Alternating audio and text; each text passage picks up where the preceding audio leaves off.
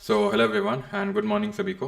उम्मीद करता हूँ मेरी वॉइस जो है प्रॉपर आ रही होगी। एक बार कंफर्म करेंगे फिर हम लोग स्टार्ट करते हैं आज का लेक्चर। और आज हम लोग करने वाले टॉप 100 पॉलिटी के क्वेश्चंस, और वो भी फटाफट तरीके से। ठीक है, तो फटाफट करेंगे 100 क्वेश्चंस जो पिछले एसएससी जीडी एग्ज़ाम में पूछे गए हैं। इसके थ्रू जो हमारा अपकमिंग एसएससी जीडी का एग्ज़ाम है उसके लिए हेल्प करेंगे, प्लस जो भी बैच में करके बैठे हैं उनका रिवीजन होगा ना।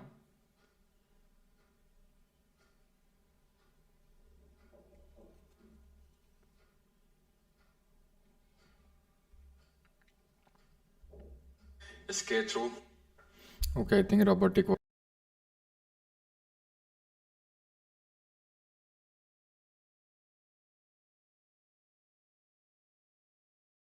सर है क्या या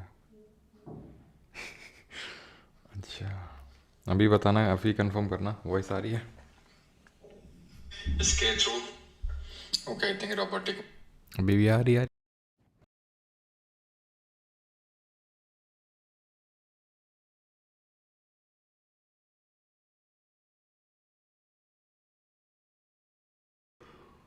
अभी बताना।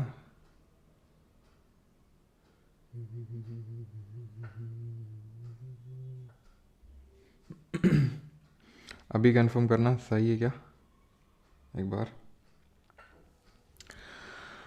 तो स्टार्ट किया जाए फिर 100 पॉलिटी क्वेश्चंस। अभी बताना। पहला क्वेश्चन लो अपनी स्क्रीन पे। Which of the following articles of the constitution under the fundamental duties is related to the value and preservation of the rich heritage of our composite culture. तो Ram Ram sir, हाँ Ram Ram clear है, okay.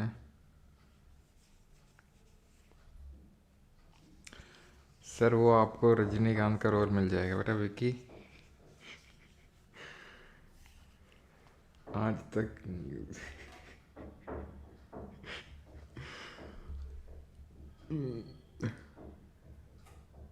Love from MTMHSS, okay. 2019 batch, hello MTMHSS बोलते हैं बेटा, hello MTMHSS, है कि नहीं। और गाना गाओ। कैसी हैं वीना मैडम? हम्म, वीना मैडम कैसी हैं? सिर पटक पटक के मारा थी नहीं तुमको? हैं? हम तो बच निकले थे। क्यों? कौन कौन था जरा ऋषभ बताना। जब तुमने छोड़ा तो फिजिक्स मैथ्स ये सब के टीचर कौन थे उस टाइम पे? रमा मैडम थी क्या?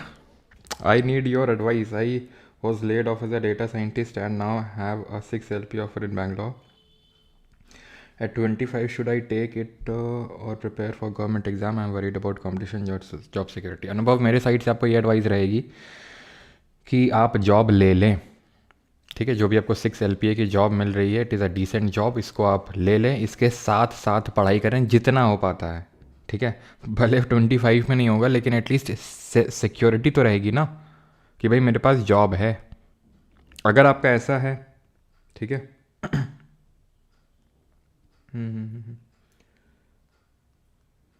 ठीक है सर, वीडियो नहीं आ रहा है मतलब। ठीक है, हाँ तो रह भी, क्या दिक्कत है। राइट, तो 6 LP की जॉब है उसको लीजिए, साथ साथ पढ़ाई करिए, साथ साथ तैयारी करिए, वो ज़्यादा इम्पॉर्टेंट है। ठीक है, अगर आपका, क्योंकि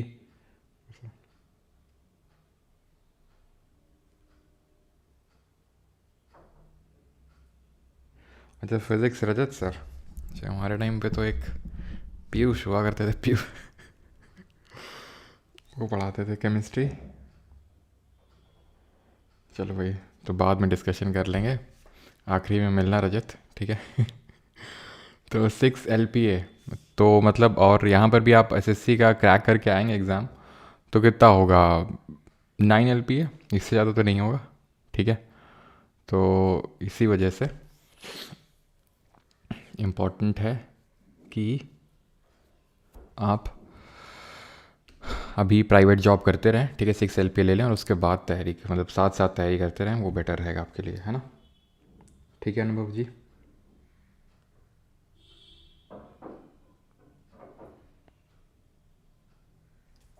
चलिए पहले क्वेश्चन की शुरुआत करते हैं। कौन सा आर्टिकल है जो बात करता है valent preservation of rich heritage of our composite culture. ई से क्या होता है, इक्वालिटी। ठीक है, इक्वालिटी यानी कि इक्वालिटी की बात करते हैं तो नाम आता है किसका, विमेन का। To renounce practices derogatory to the dignity of women, plus ई का मतलब पाँच, पाँचों उंगलियाँ साथ होनी चाहिए, यानी कि ब्रदरहुड हमें फैलाना है। ठीक है। जी से ग्रीनरी यानी कि environment, forest, wild life, lake, इन सबको प्रोटेक्ट करना है। ठीक है, ये एनवायरनमेंट को प्रोटेक्ट करने का ड्यूटी दिया गया है। सी का मतलब होता है तीन, तीन मतलब सॉवरेनिटी, यूनिटी एंड इंटेग्रिटी, इसको प्रिजर्व करना है। एफ का मतलब हो गया फोर्ट, फोर्ट मतलब किला, किला क्या है हमारा, कल्चर को दिखा रहा है, कंपोजिट कल्चर हमारा रिच हेरिटेज है, विरासत है हमारा वो फोर्ट। तो ऑप्शन नंबर डी, सिंपल, ऐसे हमने याद किया था। ये आपके फंडामेंटल ड्यूटीज़ है। अब फंडामेंटल ड्यूटीज़ के रिगार्डिंग क्या क्या चीज़ें आपको पता होनी चाहिए, बहुत इंपॉर्टेंट है, पक्का क्वेश्चन आएगा इससे इस बार भी। ठीक है, पिछली बार भी आए थे, पिछली बार के सारे क्वेश्चन हैं। ठीक है,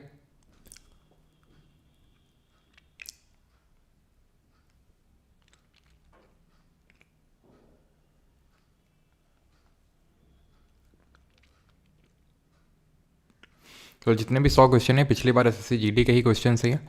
फंडामेंटल ड्यूटीज़ की अगर बात करेंगे तो पार्ट नंबर, पहले तो originally they were not the part of the Indian constitution, यानी कि मूलतः ये भारतीय संविधान का हिस्सा नहीं थे। फिर बाद में इनको कॉन्स्टिट्यूशनल अमेंडमेंट से जोड़ा गया। वो कौन सा कॉन्स्टिट्यूशनल अमेंडमेंट था, तो ये अमेंडमेंट था आपका 42वां अमेंडमेंट, 42वां नंबर संविधान संशोधन। ठीक है, तो इसने जितनी भी फंडामेंटल ड्यूटीज़ रिकमेंड करी थी, तो एक्चुअल में किसने रिकमेंड करी थी, सरदार स्वर्ण सिंह कमेटी ने। जोड़ी तो 42वां अमेंडमेंट ने थी, लेकिन इससे पहले कमेटी बनाई गई थी इंदिरा गांधी जी के टाइम पे, सरदार स्वर्ण सिंह कमेटी या फिर सरदार स्वर्ण सिंह समिति इसको बोलते हैं।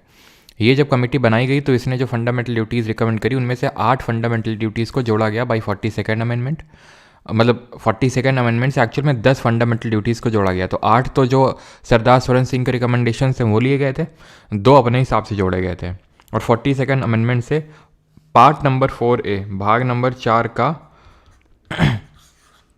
और आर्टिकल नंबर 51A को इंसर्ट किया गया, और इसी में ही सारी फंडामेंटल ड्यूटीज़ को डाला गया एक ही आर्टिकल के अंदर। कितनी, 10, इंदिरा गांधी के टाइम पे सरदार स्वर्ण सिंह कमेटी के रिकमेंडेशन पे। और जो 11वीं वाली है, जो यहाँ पे लिखी नहीं है, यहाँ पे सिर्फ 10 लिखी हैं, जो 11वीं वाली, 11th वाली, जो कि गार्जियंस को ड्यूटी देता है कि आप अपने 6 से 14 साल तक के जो बच्चे हैं उनको एजुकेशन प्रोवाइड करिए।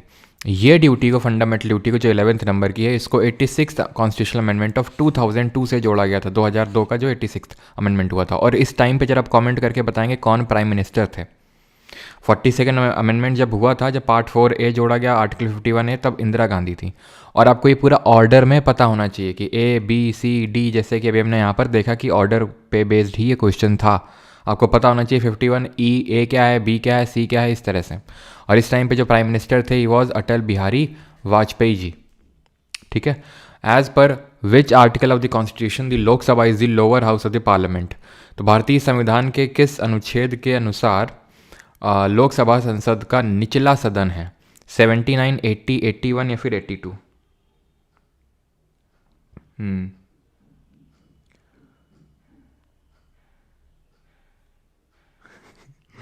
मनोज सैनी लिख रहे हैं 50 कमेंट कर दिए पर मजा ले, ये मास्टर पढ़ ले।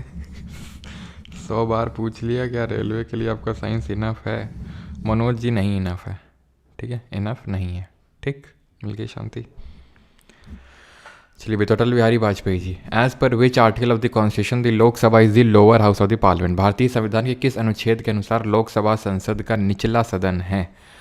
तो अगर हम बात करेंगे तो आर्टिकल नंबर 79 ये बात करता है किसकी, कॉन्स्टिट्यूशन ऑफ पार्लियामेंट की, यानी कि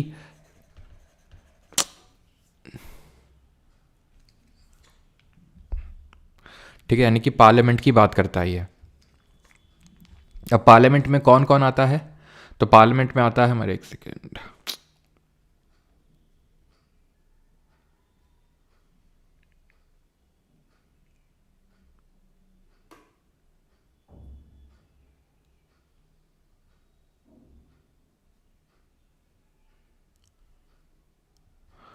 चलिए, तो पार्लियामेंट में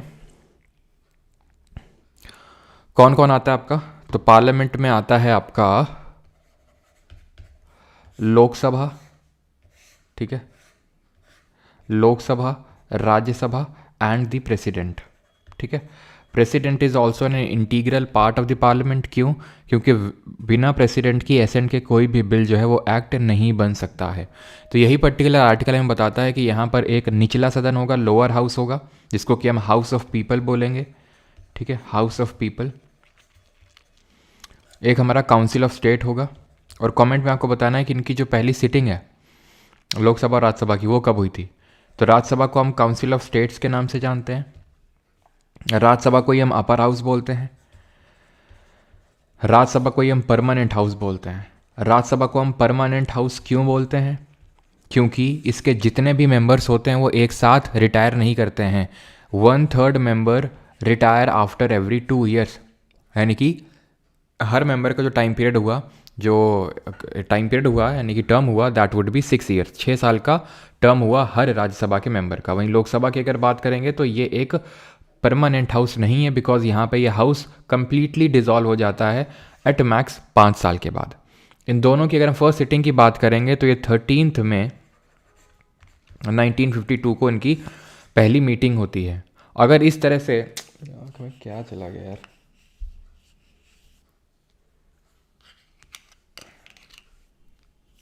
ठीक है, अगर यहाँ पर ऑप्शन में कभी इस तरह से क्वेश्चन पूछ लेता है, ठीक है, कि पहली सिटिंग कब हुई, मीटिंग नहीं, पहली सिटिंग कब हुई, और 13 मई ऑप्शन में नहीं होता है, लोकसभा की बात कर रहा हूँ, तो हो सकता है ऑप्शन में आपको 17 अप्रैल भी देखने को मिले, 17 अप्रैल, ठीक है, तो ये भी ध्यान में रखिएगा। तो अब यहाँ पर अगर हम बात करें तो ऑप्शन नंबर ए सही आंसर हो जाएगा। आर्टिकल नंबर 80 में राज्यसभा के बारे में दिया हुआ है कि राज्यसभा में किस तरह से कितनी मैक्सिमम सीट होंगी, कहाँ से इलेक्ट होके आएंगे। 81 में अगर बात करेंगे तो लोकसभा के बारे में दिया हुआ है। क्या दिया हुआ है? तो आर्टिकल नंबर जो 80 है उसमें दिया हुआ है कि राज्यसभा में मैक्सिमम 250। और जरा कमेंट करके ये बताओ कि जो अभी मैंने टर्म के बारे में बताया, ठीक है, तो हाउस, या फिर मैं बोल सकता हूँ कि जो हाउसेस का जो ड्यूरेशन है वो किस आर्टिकल में दिया हुआ है, duration of both the houses. तो यहाँ पर आर्टिकल नंबर 80 में लिखा हुआ है कि मैक्सिमम राज्यसभा में 250 सीट्स हो सकती हैं, जिसमें कि 238 इलेक्टेड होंगे। और ये इलेक्टेड कैसे होंगे? ये इनडायरेक्टली इलेक्टेड होंगे, यानी कि जो लेजिस्लेटिव असेंबली के जो मेंबर्स हैं वो लोग इनको चुन के भेजेंगे, और जो 12 मेंबर्स हैं वो नॉमिनेटेड होंगे, यानी कि नामित सदस्य होंगे। और इनको कौन नॉमिनेट करेगा? जो देश का राष्ट्रपति होगा, यानी प्रेसिडेंट नॉमिनेट करेगा। किस फील्ड में नॉमिनेट करेगा? लिसैस में करेगा, literature, science, art and social service में। 81 की जब हम बात करते हैं तो इसमें लोकसभा के बारे में दिया हुआ है कि लोकसभा में मैक्सिमम 550 550 सीट्स हो सकती हैं, जिसमें कि 530 आपके आएंगे स्टेट से और 20 आएंगे आपके यूटी से। इसमें पहले 2 मेंबर्स एंग्लो इंडियन कम्युनिटी से नॉमिनेट होके आते थे, लेकिन अभी उनके नॉमिनेशन को ख़त्म कर दिया गया bye 104th constitutional amendment. Similar तरीके से स्टेट की जो लेजिस्लेटिव असेंबली है वहाँ पर भी एक बंदा नॉमिनेट होके आता था, उसके भी नॉमिनेशन को ख़त्म कर दिया गया, ठीक है। 82 में क्या दिया हुआ है? 82 में डीलिमिटेशन ऑफ ठीक है कॉन्स्टिट्यूएंसीज दिया हुआ है, या फिर डीलिमिटेशन जो कमीशन है उसके बारे में दिया हुआ है। तो कमेंट करके बताएंगे कॉन्स्टिट्यूएंसीज, ठीक है। तो कमेंट करके आपको बताना है कि आज तक कितनी बार डीलिमिटेशन कमीशन को सेटअप किया गया है। और ड्यूरेशन ऑफ दी जो हाउस है, ठीक है, जो हाउस का ड्यूरेशन है वो आर्टिकल नंबर 83 से पता चलता है, अनुच्छेद नंबर 83 से, 84 से हमें पता चलता है इनकी क्वालिफिकेशन के बारे में, ठीक है। क्वालिफिकेशन हमें पता चलेगा आर्टिकल 84 से। 85 में जब आएंगे तो वहाँ पर दिया हुआ है समन, प्रोरोग, डिसॉल्व, इन सब के बारे में वहाँ पे दिया हुआ है। और जब हम क्वालिफिकेशन की अगर बात कर लें तो लोकसभा में मिनिमम एज कितनी होती है लोकसभा का मेंबर बनने के लिए? 25। राज्यसभा का मेंबर बनने के लिए 30 ईयर्स की मिनिमम यहाँ पर एज रिक्वायर्ड होती है। और ड्यूरेशन की तो अगर बात करें तो लोकसभा का होता है 5 साल, राज्यसभा क्योंकि परमानेंट हाउस होता है तो एज सच उसका कोई ड्यूरेशन नहीं होता है, उसके मेंबर्स का ड्यूरेशन होता है 6 साल का, ठीक।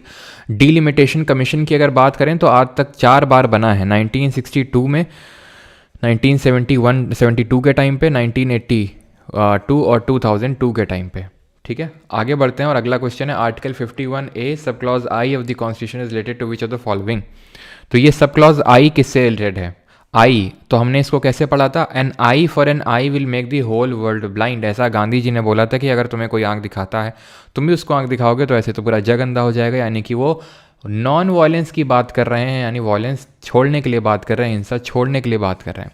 Uphold and protect the sovereignty, unity and integrity, तीन चीज़ें हैं, सॉवरेनिटी, यूनिटी और इंटेग्रिटी, तीन चीज़ें हैं, यानी कि सी 51A sub clause C. Comment करके बताएंगे ज़रा, ठीक है, कि अब सॉवरेनिटी का मतलब आपसे क्या ही पूछूंगा, आप डेफिनेशन तो लिखोगे नहीं। सॉवरेनिटी का मतलब होता है कि वी आर फ्री और we are independent to take our own decisions. लेकिन कमेंट करके आपको बताना है कि कौन से वर्ड्स थे जो प्रियम्बल में ऐड किए गए थे, ठीक है, प्रियम्बल में कौन से वर्ड को ऐड किया गया था बाय 42nd अमेंडमेंट। आज तक सिर्फ एक ही अमेंडमेंट हुआ है, संशोधन हुआ है हमारी प्रस्तावना में, और वो 42nd है। तो कौन से वर्ड जोड़े गए थे? To value and preserve the rich heritage of our composite culture, heritage culture, any fort, any किला, any 51 is clause F, defend the country and render the national service when called upon to do so. तो D defend से D, 51A sub clause D. Preamble की अगर बात करेंगे तो तीन word जोड़े गए थे, सिस, ठीक है, सोशलिस्ट, सेक्युलर और इंटेग्रिटी। सॉवरेनिटी पहले से ही वर्ड उसमें था, ये ध्यान रखेंगे, ठीक है।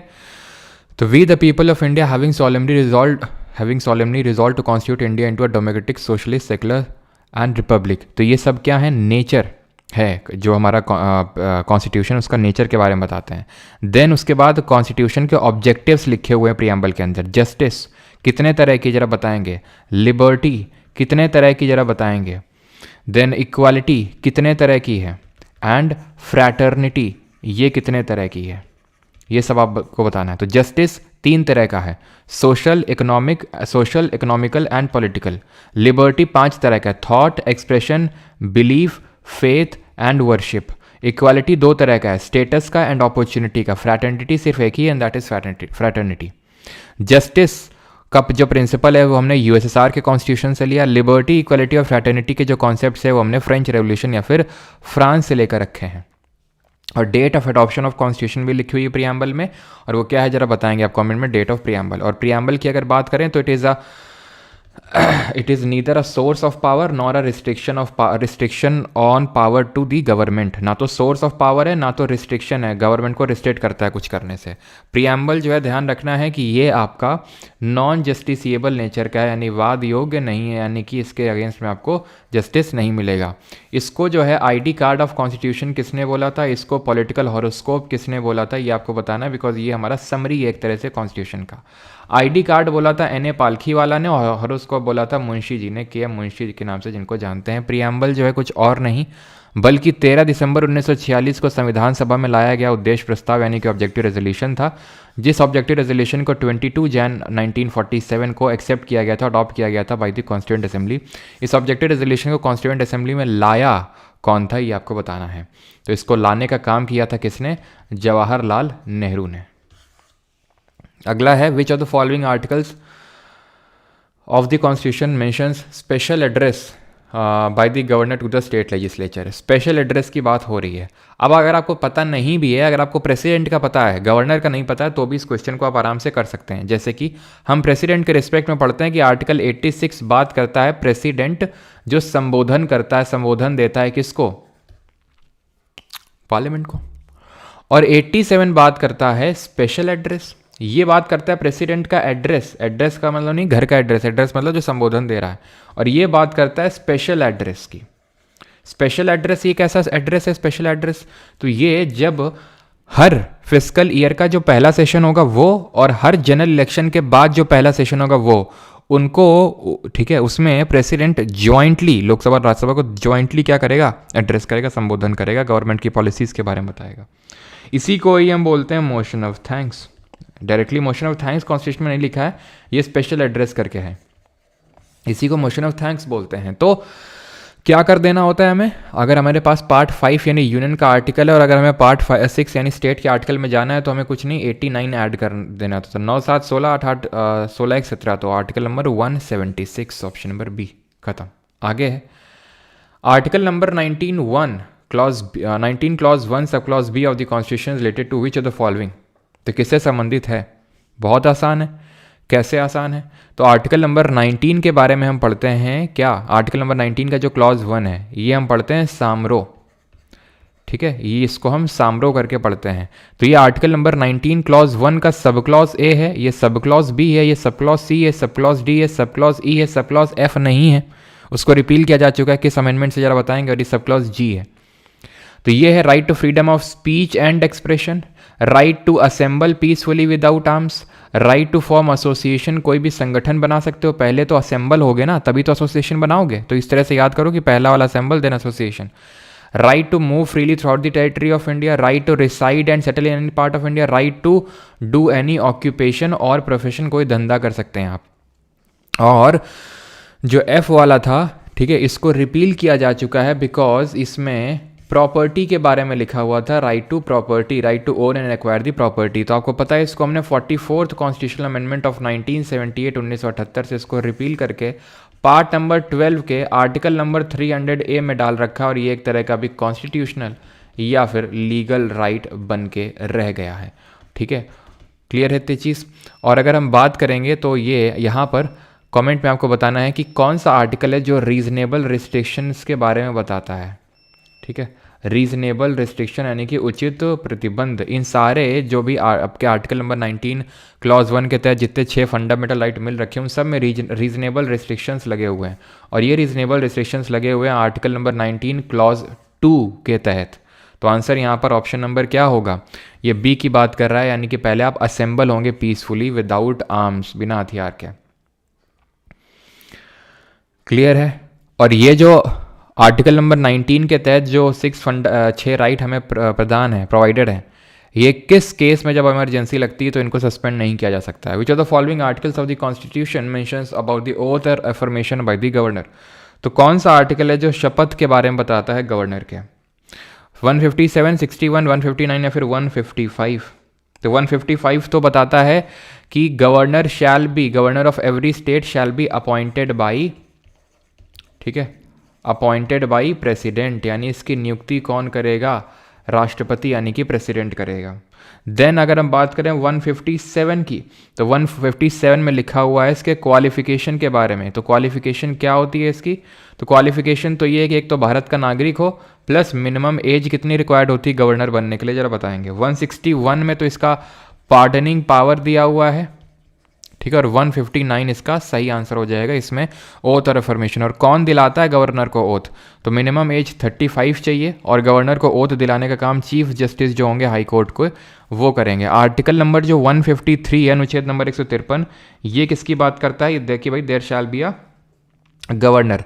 और आर्टिकल नंबर 156 की अगर बात करें तो इसमें क्या दिया हुआ है, इसमें दिया हुआ है टर्म ऑफ गवर्नर, वो कितना होता है, 5 साल। बाकी हमें पता होना चाहिए कि जो गवर्नर होता है he shall serve under the pleasure of president, यानी कि प्लेजर ऑफ प्रेसिडेंट तक सर्व करता है, और जब भी प्रेसिडेंट अगर हम देखें तो जब चाहे इसको हटा भी सकते हैं प्रेसिडेंट। ठीक है, आगे बढ़ते हैं। Which of the following articles of the constitution is mention under the right to equality. भारतीय संविधान में निम्नलिखित में से कौन सा अनुच्छेद समानता के अधिकार के अंतर्गत उल्लेखित है। समानता का अधिकार, राइट टू इक्वालिटी। तो जब हम राइट टू इक्वालिटी, देखो हमारे जो कॉन्स्टिट्यूशन है उसमें जो फंडामेंटल राइट हैं, पहली बात तो ये बताइए कौन से पार्ट में है, ठीक है, और कौन से आर्टिकल से कौन से आर्टिकल तक है। तो फंडामेंटल राइट्स की जब हम बात करते हैं, मौलिक अधिकार की, तो ये पार्ट नंबर 3 ऑफ कॉन्स्टिट्यूशन में प्रोवाइडेड है, और टोटल 6 फंडामेंटल राइट हैं। पहले तो 7 थे, लेकिन यानी ओरिजिनली जब कॉन्स्टिट्यूशन बना था, लेकिन अभी 6 हैं। 7वां वाला कौन था, राइट टू प्रॉपर्टी, जिसको कि हमने 44th अमेंडमेंट से हरा दिया, मतलब हटा दिया। अब पहला वाला, अब टूर्नामेंट है ना तो हरा दिया, इस तरह के वर्ड्स निकलते हैं, ठीक है। तो राइट टू इक्वालिटी ये पहला हमारा फंडामेंटल राइट है। दूसरा राइट टू फ्रीडम, दूसरा है हमारा। तीसरा राइट अगेंस्ट एक्सप्लॉयटेशन, ठीक है, राइट अगेंस्ट एक्सप्लॉयटेशन है ये, यानी शोषण के विरुद्ध अधिकार। चौथा क्या है, right to freedom of religion, धार्मिक स्वतंत्रता का अधिकार है ये, ठीक। देन 5th हो जाएगा हमारा कल्चरल एंड एजुकेशनल राइट्स, यानी कि सांस्कृतिक एवं शिक्षा के अधिकार, कल्चरल एंड एजुकेशनल राइट्स।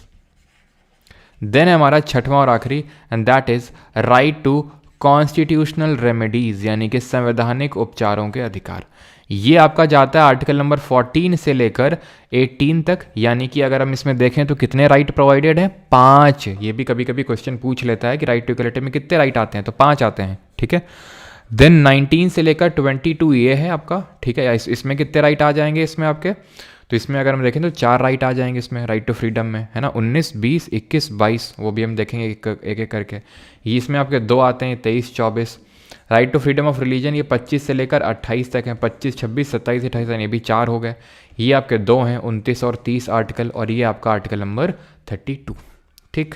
तो यहाँ पे आपसे पूछ रहा है कि राइट टू इक्वलिटी कौन सा है। Right to manage religious affairs, ये आर्टिकल नंबर 26 है, रिलीजियस अफेयर मैनेज करना, ठीक है। तो आर्टिकल नंबर 26 में भी वैसे तो 4 क्लॉजेज हैं, ठीक है। 4 क्लॉजेज हमें कभी कभी पूछ लेता है, जैसे फॉर एग्जांपल सेकंड में लिखा हुआ है कि right to own and acquire the movable and immovable property, उस प्रॉपर्टी को आप अपने हिसाब से एडमिनिस्टर कर सकते हो। तो ये सारे क्लॉजेज लिखे हुए हैं आर्टिकल नंबर 26 में।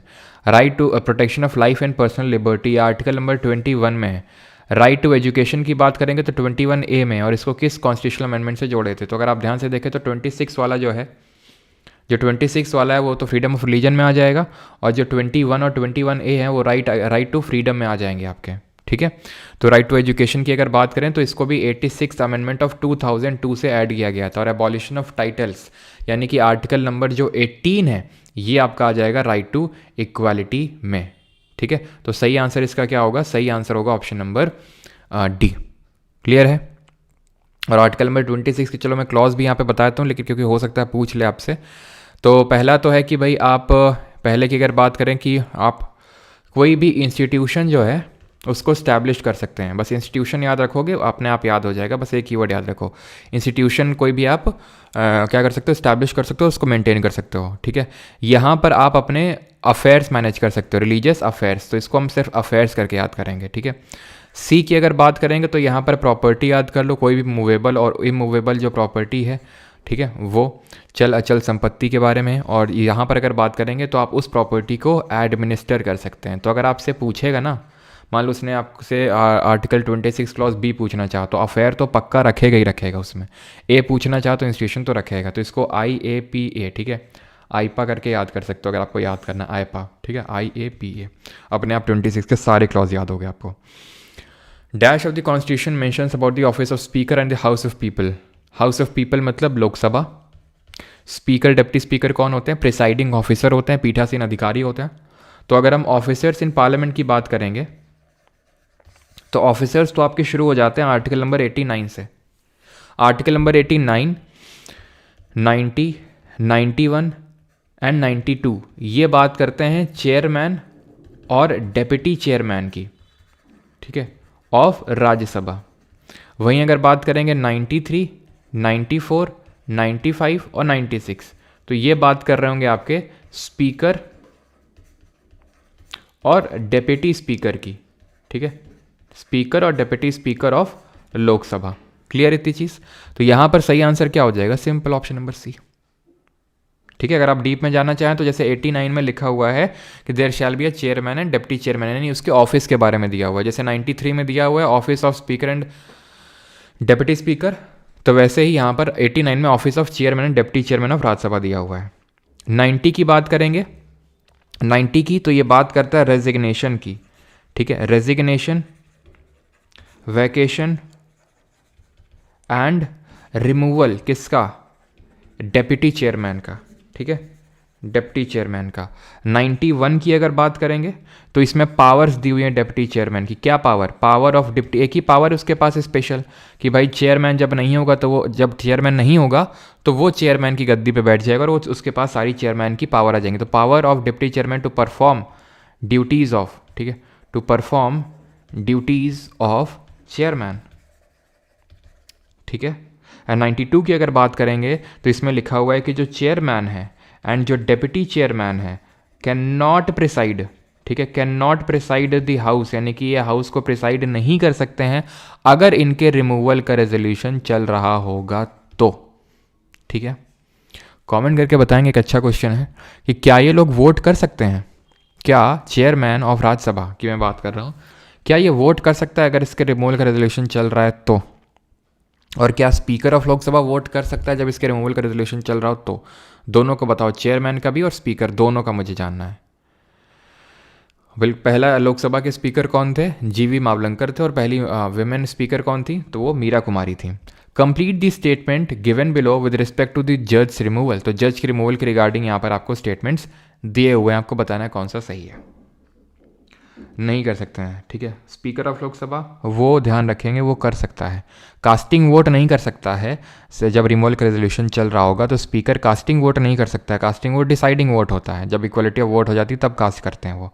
लेकिन वोटिंग एट फर्स्ट इंस्टेंस ज़रूर कर सकता है। लेकिन जो चेयरमैन होता है वो तो किसी भी केस में वो तो वोटिंग नहीं कर सकता है, ना तो कास्टिंग वोट और ना ही वोटिंग एट फर्स्ट इंस्टेंस, ठीक है। जज की रिमूवल की अगर बात करें तो it prescribes a very difficult procedure for the removal of जजेस। तो बहुत ही डिफिकल्ट प्रोसीजर कॉन्स्टिट्यूशन में लिखा हुआ है। तो पहली बात किस आर्टिकल में लिखा हुआ है? तो आर्टिकल नंबर 124 क्लॉज 4 में लिखा हुआ है। क्या लिखा हुआ है? कि इनको हटाने का जो काम करेगा वो प्रेसिडेंट करेगा, यानी कि इनको हटा सकता है कौन? देश का जो राष्ट्रपति है, दैट इज़ प्रेसिडेंट।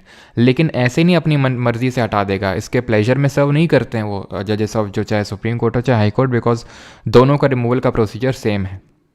जब पार्लियामेंट बोले तो लोकसभा और राज्यसभा इसके रिमूवल का रेजोल्यूशन पास करेंगे, ठीक है, एक रेजोल्यूशन पास करेंगे इसके रिमूवल का, and that too with special majority, ठीक है। जब स्पेशल मेजॉरिटी, आपने देखा होगा इलाहाबाद हाई कोर्ट के एक जज थे जिन्होंने थोड़ा सा ऐसा बयान दे दिए थे, ठीक है ना, उन्होंने कोई एक स्पीच दे दी थी कि कठमुल्ले ऐसे करके कुछ बोल दिया था। तो उसके चलते पार्लियामेंट, आपको पता याद होगा, ठीक है, अभी रिसेंट में ही पार्लियामेंट में इनके खिलाफ एक इस तरह का शुरू हुआ था। पास तो नहीं हो पाया था, ऑब्वियस सी बात है, बस शुरू हुआ था इनके रिमूवल के लिए रेजोल्यूशन, क्योंकि सेम प्रोसीजर होता है, प्रेसिडेंट ही हटाता है और लोकसभा राज्यसभा जब रेजोल्यूशन पास करता है तब। पूरा अगर हम प्रोसीजर की बात करें तो स्पेशल जो जजेस इंक्वायरी एक्ट है 1968 का, उसमें पूरा प्रोसीजर मेंशन्ड है। क्या प्रोसीजर होता है कि अगर हटाना होता है तो लोकसभा के पहले 100 मेंबर, अगर लोकसभा में आ रहा है तो, और अगर राज्यसभा में आ रहा है तो उसके 50 मेंबर पहले साइन करके देंगे। देन वहाँ का जो प्रिसाइडिंग ऑफिसर होगा, नहीं लोकसभा के केस में स्पीकर, राज्यसभा के केस में चेयरमैन, तो अगर वो एग्री कर जाएगा तो फिर ये इनिशिएट होगा। देन इनको स्पेशल मेजोरिटी से पास करना होगा। देन यहाँ पर इनको स्पेशल मेजोरिटी से पास करना होगा, ठीक है। ये चीज़ आपको ध्यान में रखने का। वैसे तो इससे पहले भी एक स्टेप होता है, एंड दैट इज़ कि एक कमेटी भी बनती है इसमें, और वो ऑथराइज़ करती है कि हाँ ये जो चार्जेस लगाए गए हैं वो सही है, और किस ग्राउंड में रिमूव किया जा सकता है जो जज होता है। तो जज को हमें ध्यान रखना है वायलेशन ऑफ कॉन्स्टिट्यूशन, नहीं proved misbehaviour and capacity. Violation of constitution के ग्राउंड में किसको हटाया जा सकता है? तो प्रूव्ड मिसबिहेवियर, ठीक है, और जो इनकैपेसिटी है, इनकैपेसिटी, इन ग्राउंड में हटाया जा सकता है किसको? The president of India, sorry the जो जजेस हैं। और वॉयलेशन ऑफ कॉन्स्टिट्यूशन के ग्राउंड में प्रेसिडेंट को हटाया जा सकता है। तो ऑप्शन नंबर ए यहाँ पर सही आंसर होने वाला है। क्लियर हो गया इतनी चीज़? आगे बढ़ते हैं। Article number 43, the state shall endeavour to promote cottage industries on an individual and cooperative basis in rural areas based on dash principles, intellectual, liberal, socialistic and Gandhian. तो ये है क्या? ये एक डीपीएसपी है। डीपीएसपी की अगर हम बात करेंगे तो जो राज्य के नीति निर्देशक सिद्धांत है, दैट इज़ डीपीएसपी, तो जो कि हमारे पार्ट नंबर 4 ऑफ कॉन्स्टिट्यूशन में है, और जो कहाँ के किस कंट्री के कॉन्स्टिट्यूशन से लिए गए हैं जरा बताएंगे, और किस आर्टिकल में दिए हुए हैं। तो इनको हम 3 कैटेगरी में डिवाइड करते हैं। एक तो सोशलिस्टिक डीपीएसपी, एक है हमारी गांधीयन डीपीएसपी, और एक है लिबरल इंटेलेक्चुअल। ये जो क्लासिफिकेशन है 3 लेवल में, ये कहीं कॉन्स्टिट्यूशन में नहीं लिखा हुआ है, ये बस हम अपनी सहूलियत के लिए इसको डिवाइड कर लेते हैं। तो ये हमने कहाँ से लिया? ये आयरलैंड के कॉन्स्टिट्यूशन से लिया, और आर्टिकल नंबर 36 से लेकर 51 के बीच में इसके बारे में दिया हुआ है। अब सोशलिस्टिक डीपीएसपी कैसी होती हैं? तो जैसे आपका आर्टिकल नंबर 38 है, 39 है, 39A है, ठीक है, 40 तो इसमें आ जाएगा गांधी ने, बिकॉज ऑफ पंचायत की बात करते हैं। तो ये सब हैं आपके, जैसे कि अगर हम बात करें पंचायत को इस्टेब्लिश करना है, एग्रीकल्चर एंड एनिमल हस्बेंड्री को प्रमोट करना है, ठीक है, और कोऑपरेटिव सोसाइटी के फॉर्मेशन को प्रमोट करना है, SC/ST का उत्थान करना है, ठीक है, उनकी हेल्थ को प्रिजर्व करना है, स्टैंडर्ड ऑफ लिविंग को रेज करना है, ये सब गांधीयन डीपीएसपी हैं। लिबरल इंटेलेक्चुअल की जब हम बात करते हैं तो ये है कि भाई जुडिशरी को एग्जीक्यूटिव से सेपरेट करना है, इंटरनेशनल पीस को प्रमोट करना है, यूनिफॉर्म सिविल कोड लाना है, मॉन्यूमेंट्स की को प्रोटेक्ट करना है, ये सब लिबरल इंटेलेक्चुअल में आता है, ठीक है। और सोशलिस्टिक में जैसे कि 38, और ये आपको पूरा पता होना चाहिए कि इस आर्टिकल में क्या है। तो ये अभी के लिए कॉटेज इंडस्ट्रीज़ की अगर बात करेंगे तो ये आपका एक सोशलिस्टिक डीपीएसपी है। तो चलिए कुछ अभी हम डीपीएसपी याद करते हैं, इस बेसिस पे नहीं याद करेंगे, ठीक है। ये सोशलिस्टिक कौन है, गांधीयन है, हम ऑर्डर में याद रखेंगे बिकॉज हमने इसको स्टोरी से एक रिलेट किया था और उस स्टोरी के माध्यम से इसको हमने पढ़ा था, ठीक है।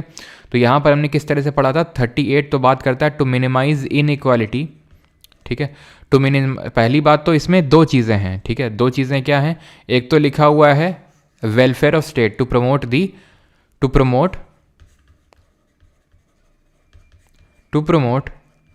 वेलफेयर स्टेट, ठीक है। एक तो ये चीज़ है जो ओरिजिनली कॉन्स्टिट्यूशन में लिखी हुई थी, देन इसमें ऐड करी गई and that was to minimize inequality in income status facility and opportunity, to minimize inequality in income status facility and opportunity. इस चीज़ को, इस पर्टिकुलर प्रोविजन को हमने ऐड किया 44th कॉन्स्टिट्यूशनल अमेंडमेंट ऑफ 1978 से, ठीक। यहाँ पर अगर हम बात करें 39, तो ये किसकी बात करता है, LDC गोज टू PHC। ये L क्या है कि भाई इंश्योर करना है लाइवलीहुड को, D क्या है distribution of material resources ensure करना है, C क्या है to prevent concentration of wealth, P क्या है equal pay for equal work. ये सब क्या है 39 सब clause A, B, C, D, E, F, ये हैं सभी। ये हेल्थ की बात करता है, ये बच्चों की बात करता है, चिल्ड्रन की बात करता है। ये 39A, तो एक LDC था, लोअर डिवीजन क्लर्क था, जो पब्लिक हेल्थ सेंटर में काम कर रहा था। तो उसने क्या किया, उसको लोगों का उत्थान करना था, लोगों का भला करना था। तो उसने क्या किया, उसने सबसे पहले तो फ्री लीगल एड दी, ठीक है। ये एक LDC था जो PSC में काम करता था, उसने पहले तो लोगों को free legal add the so that उनके जो केसेस चल रहे हैं वो रिजॉल्व हो सकें, free legal aid to poor, गरीबों को। देन वो जब इनको सब छुड़ा के लाया जेल से, तो उसने क्या किया, उसने एक पंचायत का गठन किया। तो उसने पंचायत स्टैब्लिश करी, तो आर्टिकल 40 में आपका पंचायत हो जाएगा। 41, अब पंचायत से आ गया तो अब इनको क्या इंश्योर करना है, तो इंश्योर करना है right to work and public assistance in certain cases, right to work और पब्लिक असिस्टेंस, इसको इंश्योर करना है। अब ये मिल गया, फिर क्या करना है, तो ये देखना है कि जस्ट एंड ह्यूमेन कंडीशंस मिल रही कि नहीं, जस्ट एंड ह्यूमेन कंडीशन, काम करने लायक कंडीशंस हैं कि नहीं हैं, और जो माताएं बहनें उनको मैटरनिटी रिलीफ मिल रहा है ढंग से कि नहीं मिल रहा है, मातृत्व जो होता है। 43 में लिखा हुआ है to ensure the minimum wage, ठीक है, कि मिनिमम भत्ता मिल भी रहा है कि नहीं मिल रहा, मिनिमम वेज। 43A में क्या लिखा है, 43A की अगर बात करेंगे तो 43A में लिखा हुआ है क्या, 43A में लिखा हुआ है to ensure participation of workers in the management of industries, to ensure participation यानी कि उद्योगों में जो कर्मचारी हैं उनकी भागीदारी, ठीक है, participation of worker in management of industries. 44 में लिखा हुआ है यूनिफॉर्म सिविल कोड। 45 में लिखा हुआ है अर्ली चाइल्डहुड केयर, इसका जो सब्जेक्ट मैटर है उसको 86th अमेंडमेंट ऑफ 2002 से चेंज किया गया था, अर्ली चाइल्डहुड केयर। बाकी के हम आगे देखेंगे अब, ठीक है। तो ये स्टोरी करके आपको याद रखना है। The fundamental right against self incrimination ensures that, आत्मदोषारोपण के विरुद्ध मौलिक अधिकार यह सुनिश्चित करता है कि क्या, सही है हिमांशु, प्रोसिक्यूटर राहुल, कोनिका, सनी, विकी, प्रतीक्षा, पीयूष। चलो भाई, तो भाई हिंदी यार जितना मैं कर पा रहा हूँ यूज़ उतना ही कर पाऊँगा मैं, बाकी तो लिखे हुए हैं क्वेश्चन इंग्लिश और हिंदी दोनों में, तो थोड़ा सा आपको मैनेज करना पड़ेगा, ठीक है। The fundamental right against self incrimination, तो fundamental right against self incrimination किस फंडामेंटल राइट की बात हो रही है, तो ये बात हो रही है आर्टिकल नंबर 20, जिसमें कि 3 क्लॉज हैं। क्या क्या 3 क्लॉजेज हैं, पहला क्लॉज बोलता है no ex post facto law, no ex post facto law. दूसरा क्या बोलता है, दूसरा बोलता है नो डबल जियोपार्डी, यानी एक क्राइम के लिए 2 बार सजा नहीं मिल सकती है आपको। ये क्या बोलता है कि जिस समय आपने कोई क्राइम किया है उस समय जो कानून में प्रावधान है सजा का, वही सजा आपको दी जाएगी। और यहाँ पे है तीसरा वाला नो सेल्फ इंक्रिमिनेशन, जिसका मतलब होता है कि आपको आपके खिलाफ गवाह नहीं बनाया जा सकता है। No person can be forced to be a witness against himself. लेकिन आपको ऐसा नहीं कि आपको ब्लड स्पेसिमन देने से आप मना कर देंगे, थंब इंप्रेशन अपना नहीं देंगे, तो वो सब तो आपको देना पड़ेगा, ठीक है। The dash repeals the Indian penal code, तो IPC को किसने रिप्लेस किया, भारतीय दंड संहिता 1860 को। 1860। तो 1860 में जब ये आया था तो इंडिया में वॉइसरॉय कौन था? Who was the viceroy? तो Indian judiciary act, legal reforms amendment act, या फिर भारतीय न्याय संहिता बिल। तो ऑप्शन नंबर सी। तो हमें पता है कि आईपीसी को रिप्लेस किया है भारतीय न्याय संहिता ने। CrPC that is criminal procedure जो कोड होता है, इसको रिप्लेस किया नागरिक सुरक्षा संहिता ने। नागरिक सुरक्षा संहिता ने। जो आपका इंडियन एविडेंस एक्ट है, इसको रिप्लेस किया है इसको रिप्लेस किया है भारतीय साक्ष्य अधिनियम ने। ठीक है, भारतीय साक्ष्य अधिनियम। ठीक है, भारतीय साक्ष्य अधिनियम ने इसको रिप्लेस किया है। वॉइसरॉय कौन था इस टाइम पे? तो कैनिंग था, है ना, पहला ही वॉइसरॉय बना था कैनिंग। अगला question and that is how are the representatives of the union territories that is UTs in the Rajya Sabha are elected. तो यूटीज के जो रिप्रेजेंटेटिव होते हैं उनका इलेक्शन किस तरह से होता है? By nomination from the president, by members of the state legislative assembly, indirectly elected by members of electoral college, या फिर बाय डायरेक्ट इलेक्शन। तो देखिए, सबसे पहली बात तो ये कि नॉमिनेशन जो है प्रेसिडेंट का सिर्फ और सिर्फ राज्यसभा में होता है और वो 12 मेंबर्स का होता है। ठीक है, 12 मेंबर्स का होता है क्या? नॉमिनेशन यहाँ पे। और यहाँ पूछ रहा है यूटीज़, और वो लिसैस के फील्ड में होता है। तो यूटीज़ से अगर हम बात करेंगे तो इनडायरेक्ट इलेक्शन होता है, जैसे कि हमारा बाकी स्टेट से होता है। यहाँ पर भी क्या होता है? इनडायरेक्ट इलेक्शन ही आपको देखने को मिलता है।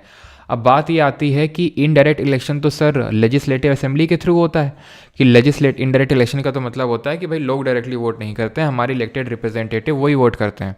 तो लेजिस्लेटिव असेंबली के लोग चुन के भेजते हैं राज्यसभा में, लेकिन लेजिस्लेटिव असेंबली हर यूटी में तो है ही नहीं।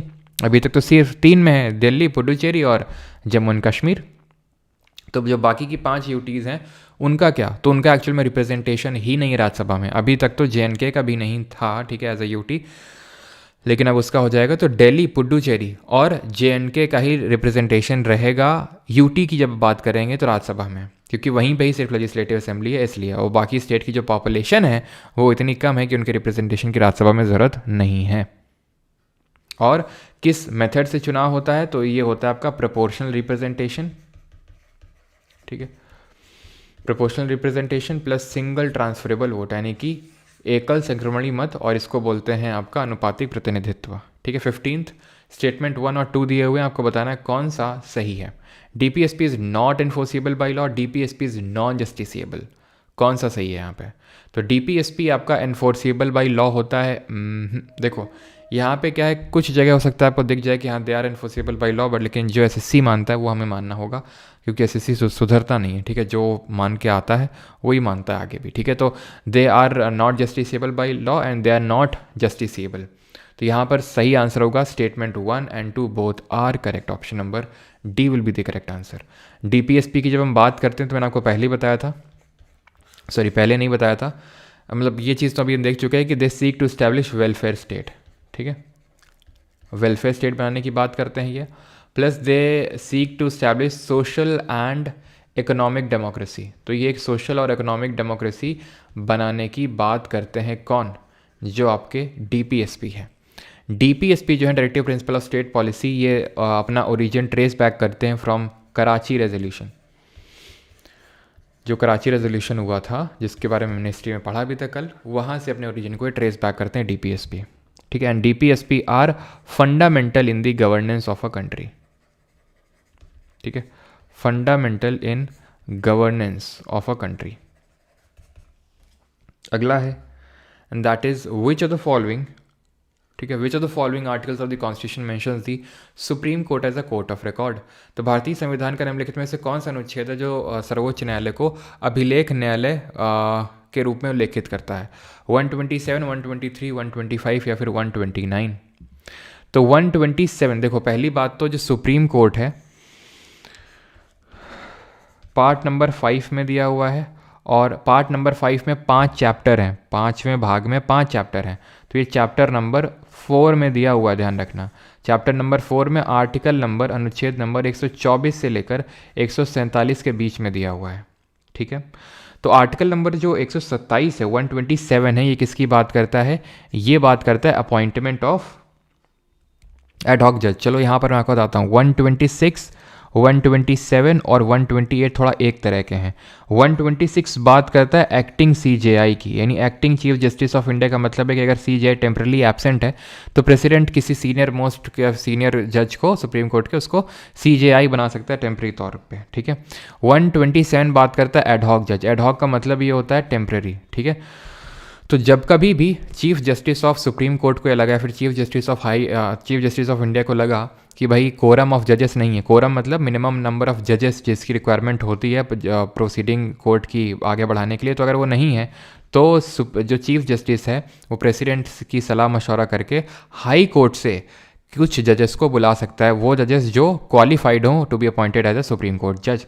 और अभी रिसेंट में क्वालिफिकेशन भी पूछी गई थी सुप्रीम कोर्ट के जज के लिए। ज़रा बताएंगे कि सुप्रीम कोर्ट के जज की क्या क्वालिफिकेशन होती है बनने के लिए। 128 की बात करते हैं तो यहाँ पर रिटायर्ड जज के बारे में कि अगर कोई रिटायर्ड जज है सुप्रीम कोर्ट या हाई कोर्ट का तो उसको अगेन सीजेआई ही बुला सकता है कुछ इंपॉर्टेंट मसले में एडवाइस लेने के लिए। क्लियर है, ठीक है। क्वालिफिकेशन की क्या मैंने पूछा था, क्वालिफिकेशन क्या होना चाहिए, एलिजिबिलिटी क्राइटेरिया अगर हम बात करें तो ये है कि भाई पहला ये है कि अगर आप हाई कोर्ट में जज थे 5 साल के लिए, हाई कोर्ट में आप जज थे 5 साल के लिए तो, या फिर अगर आप हाई कोर्ट में एडवोकेट थे 10 साल के लिए तो, या फिर आप राष्ट्रपति की नज़रों में, प्रेसिडेंट की आइज़ में एक क्या हो, एक आपके डिस्टिंग्विश्ड जूरिस्ट हो। क्या हो आप? Distinguished jurist. तो इनमें से अगर तीनों में से कोई भी है आपके पास तो आप बन सकते हैं क्या, सुप्रीम कोर्ट के जज, ठीक है।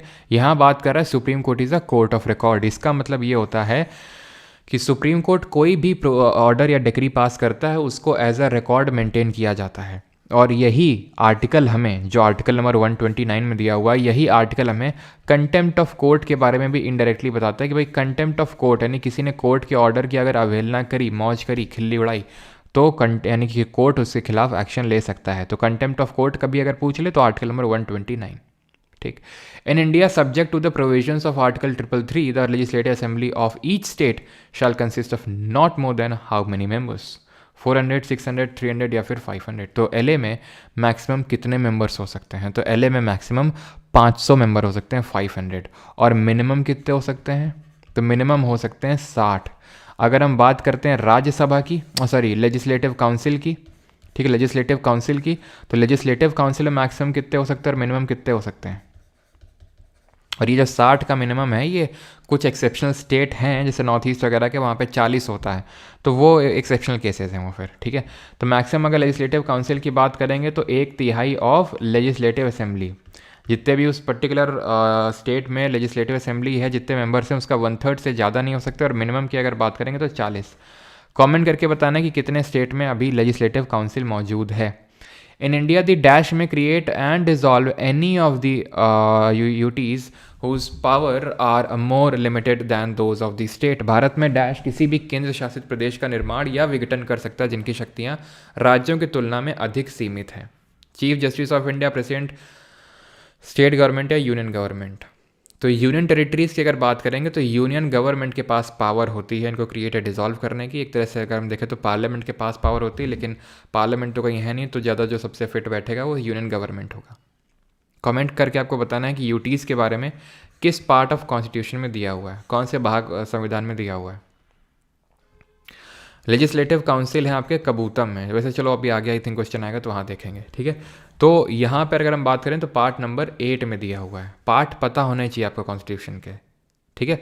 पार्ट नंबर 5 में यूनियन है, पार्ट नंबर 6 में स्टेट है, पार्ट नंबर 7 है ही नहीं क्योंकि इसको रिपील किया जा चुका है by 7th constitutional amendment of 1956, और 8th में दिया हुआ यूनियन टेरिटरीज़ के बारे में। Which the following is an example of quasi judicial bodies in India. निम्नलिखित में से कौन भारत में अर्धन्यायिक निकायों का उदाहरण है? Now what does quasi judicial mean? Quasi judicial का मतलब होता है आधा अधूरा जुडिशियल। जुडिशियल तो हमारी जुडिशरी हो गई, सुप्रीम कोर्ट, हाई कोर्ट, जो हमारा कोर्ट होता है, सुप्रीम कोर्ट हो गया, हाई कोर्ट हो गया, डिस्ट्रिक्ट कोर्ट हो गया, ये सब जुडिशियल हैं।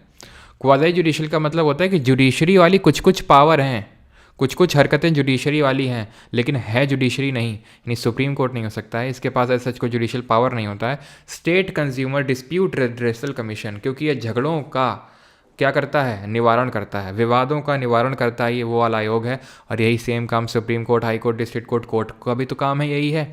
लेकिन क्या ये कोर्ट है ना, तो क्वाज़ी जुडिशियल हुआ। इंटर स्टेट काउंसिल की बात करें, आर्टिकल नंबर 263 5 साल के लिए इस्टेब्लिश किया जाता है जब नीड होता है बाई प्रेसिडेंट। और जोनल काउंसिल की अगर बात करेंगे तो ये एक आपका कॉन्स्टिट्यूशनल बॉडी नहीं है। जैसे इंटर स्टेट काउंसिल तो आपका कॉन्स्टिट्यूशनल बॉडी है आर्टिकल नंबर 263 के तहत, but zonal council is a statutory body. अब स्टैट्यूटरी बॉडी क्या होती हैं, जिनको कि हम लॉ के थ्रू क्रिएट करते हैं, वो स्टैट्यूटरी होती हैं। इसको क्रिएट किया गया था किस एक्ट से या फिर किस लॉ से, तो या फिर वही लॉ बोल लो या फिर एक्ट बोल लो, वही सेम चीज़, ठीक है। तो स्टेट्स रीऑर्गेनाइजेशन जो एक्ट है 1956 का, उसके थ्रू इसको क्रिएट किया गया था। और इसमें जो चेयरमैन होता है वो हमारा होम मिनिस्टर होता है, ठीक है। तो 5 जोनल काउंसिल हैं करंट में, वैसे तो 6 हैं, 5 + 1, वो एक जो 6वीं वाली है वो नॉर्थ ईस्ट की अलग है, वो इस एक्ट से नहीं, वो एक अलग एक्ट से, नॉर्थ ईस्ट रीऑर्गेनाइजेशन एक्ट से उसको बनाया गया है, ठीक है। इंटर स्टेट काउंसिल का जो चेयरमैन होता है वो प्राइम मिनिस्टर होता है, ठीक है। आगे बढ़ते हैं। 20th article 126 of the constitution mentions, तो अनुच्छेद 126 किसके बारे में मेंशन करता है, अभी बताया थोड़ी देर पहले, acting CJI, option number D. Article 12 of the constitution provides for, तो भारतीय संविधान का अनुच्छेद 12 किसके बारे में बताता है, डेफिनेशन दिया हुआ है DPSP का, डेफिनेशन दिया हुआ है FD का, डेफिनेशन दिया हुआ है स्टेट का, डेफिनेशन दिया हुआ है FR का। तो डेफिनेशन दिया हुआ है स्टेट का। 12 और 36 ये दोनों डेफिनेशन ऑफ स्टेट की बात करते हैं। 12 बात करता है कि फंडामेंटल राइट में जो स्टेट वर्ड मेंशन है उसमें स्टेट का मतलब क्या है। और आर्टिकल नंबर 36 ये बोलता है कि DPSP में जो स्टेट दिया हुआ है मेंशन है उसमें स्टेट का मतलब क्या है। और इसमें लिखा हुआ है कि स्टेट का मतलब वही है जो आर्टिकल नंबर 12 में लिखा हुआ है। क्या लिखा हुआ है आर्टिकल 12 में, तो पार्लियामेंट है, स्टेट लेजिस्लेचर है, यूनियन गवर्नमेंट है, स्टेट गवर्नमेंट है, लोकल बॉडीज़ हैं, और जो हमारे PSUs वगैरह जैसे फॉर एग्जांपल LIC वगैरह हैं, ये सब स्टेट के तहत आते हैं, यानी all of the above. In which of the following years was the Bombay high court of India established, तो Bombay high court of India कब स्टैब्लिश हुआ, तो लगे हाथ जरा बताना। सुप्रीम कोर्ट जो है ना हमारा, सुप्रीम कोर्ट, इसकी पहली सीटिंग कब होती है। और देश में जो पहला हाई कोर्ट बना वो था Calcutta high court. Calcutta high court ये फर्स्ट हाई कोर्ट था जो 1862 में बना। देन उसके बाद बॉम्बे और मद्रास के हाई कोर्ट बने 1862 में ही बने थे, लेकिन पहला पूछेगा तो कैलकाटा, बिकॉज 3 इंपॉर्टेंट प्रेसिडेंसीज थी ब्रिटिशर्स के टाइम पे, एक तो ये कैलकाटा, एक ये बॉम्बे और एक यहाँ पर मद्रास। पहले ये देन ये, मतलब देन ये आपका बनता है। 1862 में ही तीनों बनते हैं। 1861 का एक एक्ट था उसके तहत सुप्रीम कोर्ट की जो पहली सिटिंग है, जब हमारा कॉन्स्टिट्यूशन एनफोर्स हुआ था, लागू हुआ था, उसके 2 दिन बाद 28 जनवरी 1950, ये ध्यान रखेंगे इस डेट को। Is that clear? Strive to minimise the inequalities in income is mention under the dash of the constitution of India. आय में असमानताओं को कम करने का प्रयास भारत में संविधान में किसके तहत उल्लेखित है? Minimize the inequality in income status facility and opportunity, article 38। Article 38 is a DPSP. Which of the following parts of the Constitution deals with the amendment of the Constitution? Amendment से कौन डील करता है? Part number 18 है आपका। Part number, और चलिए बताइए कि जो सैलरी और अलाउंस है सुप्रीम कोर्ट के जजेस का, वो किस पर्टिकुलर आर्टिकल में लिखा हुआ है, ठीक है। तो सुप्रीम कोर्ट, सॉरी, ये अमेंडमेंट से कौन सा पार्ट आपका डील करता है, ये आपसे पूछ रहा है। तो अगर हम बात करेंगे तो अमेंडमेंट से पार्ट नंबर 20 डील करता है। हमारे कॉन्स्टिट्यूशन में टोटल 25 पार्ट्स हैं, ठीक है। ओरिजिनली तो 22 पार्ट्स थे, आपको पता होना चाहिए। ओरिजिनली मूलतः 22 भाग थे, लेकिन अभी कितने हैं, टोटल 25 हैं, जिसमें कि जो आपका पार्ट नंबर 20 है उसमें अमेंडमेंट ऑफ कॉन्स्टिट्यूशन के बारे में लिखा हुआ है। तो अब अमेंडमेंट की अगर हम बात करेंगे तो पार्ट नंबर 20 के आर्टिकल नंबर 368 अनुच्छेद नंबर 368 में मेंशन्ड है। वैसे तो अमेंडमेंट 3 तरह के होते हैं, ध्यान रखना, ध्यान से सुनना जो मैं बोल रहा हूँ, नहीं गलत कराओगे वहाँ पर। वैसे तो अमेंडमेंट 3 तरह के होते हैं। एक तो होता है बाई सिंपल मेजॉरिटी, यानी कि साधारण बहुमत, ठीक है, सिंपल मेजॉरिटी। दूसरा होता है आपका स्पेशल मेजॉरिटी, ठीक है, स्पेशल मेजॉरिटी। और तीसरा होता है आपका special majority plus ratification from at least half of the state, यानी कि एटलीस्ट आधे राज्यों से आपको रैटिफिकेशन लेना पड़ता है। अब इसमें से ये जो तो टाइप है ना, सिर्फ इन्हीं को अमेंडमेंट डील किया जाता है अंडर आर्टिकल नंबर 368। तो आपसे क्वेश्चन पूछेगा कि आर्टिकल 368 के तहत कितने अमेंडमेंट आते हैं, तो आंसर क्या होगा, 2। ये आर्टिकल 368 के तहत नहीं आता बिकॉज ये सिर्फ 2/3 मेंबर प्रेजेंट एंड वोटिंग से ही काम चल जाता है। जैसे कि अगर आपको लेजिस्लेटिव काउंसिल विधान परिषद को अगर क्रिएट करना है या एबॉलिश करना है, ठीक है, ये एबॉलिश करना है, सिंपल मेजोरिटी। कोरम जो होती है गढ़ पूर्ति, उसमें कोई बदलाव करना है, आराम से हो जाएगा, ठीक है। आर्टिकल नंबर 2 एंड 3 के तहत जो आप चेंजेस करेंगे, आर्टिकल नंबर 2 में क्या है, establishment of new state, article number 3 में क्या है, फॉर्मेशन ऑफ न्यू स्टेट, तो ये भी आपका सिंपल मेजोरिटी से हो जाता है। स्पेशल मेजोरिटी से अगर बात करें तो अगर आपको फंडामेंटल राइट अमेंड करना है, डीपीएसपी अमेंड करना है तो स्पेशल मेजोरिटी से होगा, और बाकी का जो बच गया वो special majority plus ratification from at least half of the state से होगा। स्पेशल मेजोरिटी आपको लेनी पड़ेगी पार्लियामेंट में और रैटिफिकेशन करवाना पड़ेगा सिंपल मेजोरिटी से, कहाँ पर, स्टेट से। और ये किस किस प्रोविजन में, जैसे कि अगर आपको प्रेसिडेंट का इलेक्शन का प्रोसीजर चेंज करना है, इलेक्शन प्रोसीजर चेंज करना है, आर्टिकल 368, उस आर्टिकल 368 को ही अगर अमेंड करना है तो भी ये चाहिए, आर्टिकल 368 को अगर खुद उसी को अमेंड करना है। नंबर ऑफ जो जजेस हैं, ठीक है, या फिर सुप्रीम कोर्ट और हाई कोर्ट में अगर आपको कोई चेंजेस लाने हैं तो इलेक्शन टू राज्यसभा, इन केसेस में आपको रैटिफिकेशन चाहिए राज्यों से, नहीं तो बात नहीं बनेगी। क्लियर है। ये जो प्रोसीजर है अमेंडमेंट का, ये अगर बात करें तो इसमें हमें प्रेसिडेंट की प्रायर रिकमेंडेशन नहीं लेनी पड़ती कॉन्स्टिट्यूशनल अमेंडमेंट बिल लाने के लिए। ये सिर्फ राज्यसभा या लोकसभा में आ सकता है, यानी कि इधर house of the parliament, but ये स्टेट लेजिस्लेचर में नहीं आ सकता है। ठीक, दोनों हाउसेस को इंडिविजुअली पास करना होता है बिकॉज इसमें no provision of joint sitting, यानी कि इसमें संयुक्त बैठक का कोई प्रावधान नहीं है। ठीक, जॉइंट सिटिंग आप बताएंगे कि हमने किस कंट्री के कॉन्स्टिट्यूशन से ली है, और इसमें प्रेसिडेंट की प्रायर रिकमेंडेशन लेने की भी कोई नीड नहीं पड़ती है, और प्रेसिडेंट को इस बिल पर अपनी एसेंट यानी सहमति देनी ही पड़ती है। ये किस अमेंडमेंट ने इसको बोला था? तो जॉइंट सिटिंग ऑस्ट्रेलिया से लिया है हमने, ठीक है। ऑस्ट्रेलिया से कैसे याद करते हैं इसको? एस से सिटिंग, ट्रा से ट्रेड एंड कॉमर्स, और एल से लिस्ट यानी कॉन्करेंट लिस्ट। ठीक, ये जो पूरा प्रोसीजर है ये हमने लिया है साउथ अफ्रीका के कॉन्स्टिट्यूशन से, यानी कि दक्षिण अफ्रीका के संविधान से।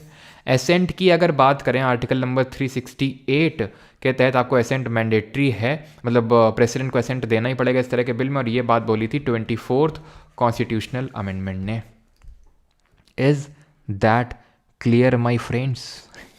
Which of the following articles of the Constitution mentions abolition और creation of legislative councils in state?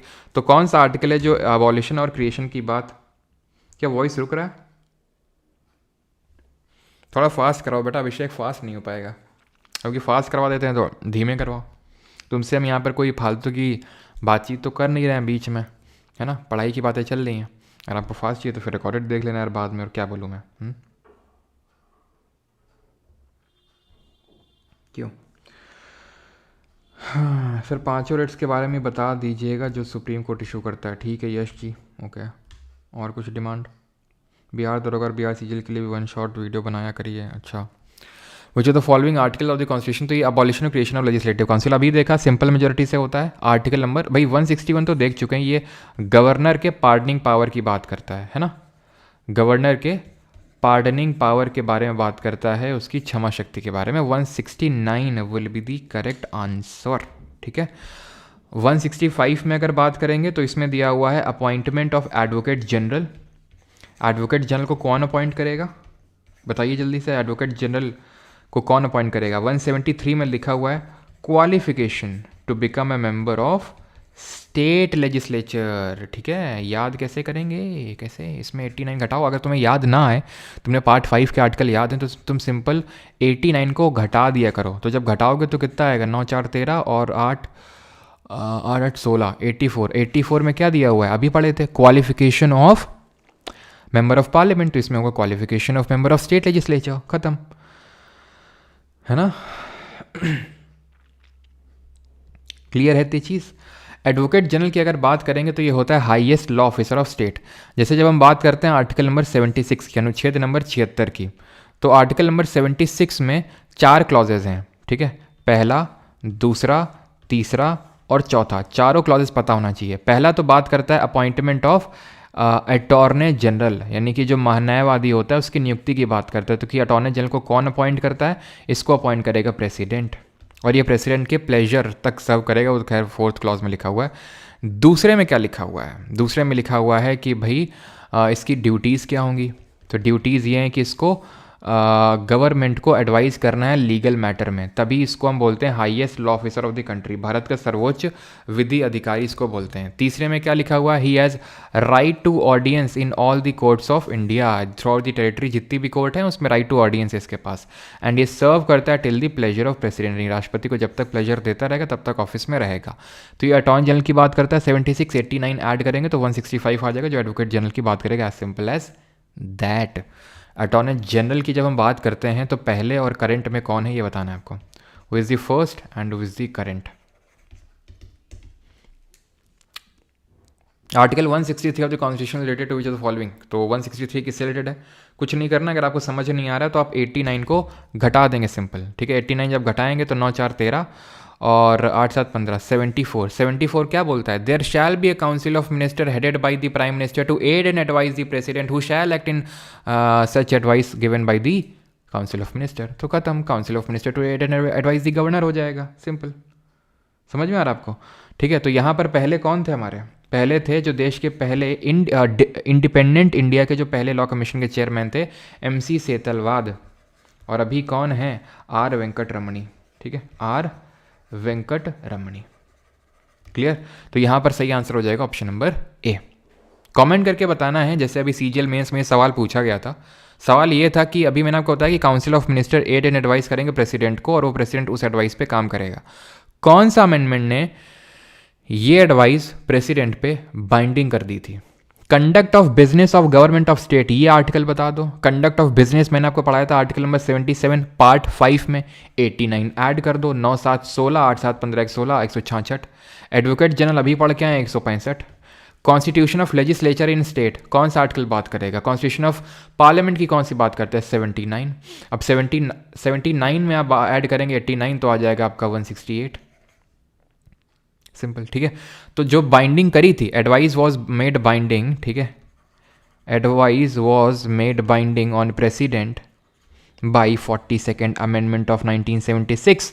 Then बाद में 1978 का जो 44th अमेंडमेंट था उसने क्या किया था, उसने ये बोला था कि प्रेसिडेंट एक बार एडवाइस को लौटा सकता है, लेकिन जो रिकंसिडर्ड एडवाइस आएगी वो बाइंडिंग होगी। And let me tell you, इस तरह का कोई प्रोविजन गवर्नर के लिए नहीं है, यानी कि ये कोई भी एडवाइस गवर्नर के लिए बाइंडिंग इस तरह से एज सच नहीं है अभी, ठीक है। तो ये चीज़ आपको ध्यान रखनी है, जो ये बाइंडिंग वाला प्रोविजन 42nd अमेंडमेंट के थ्रू ऐड किया गया था, सिर्फ प्रेसिडेंट के लिए था, गवर्नर के लिए नहीं।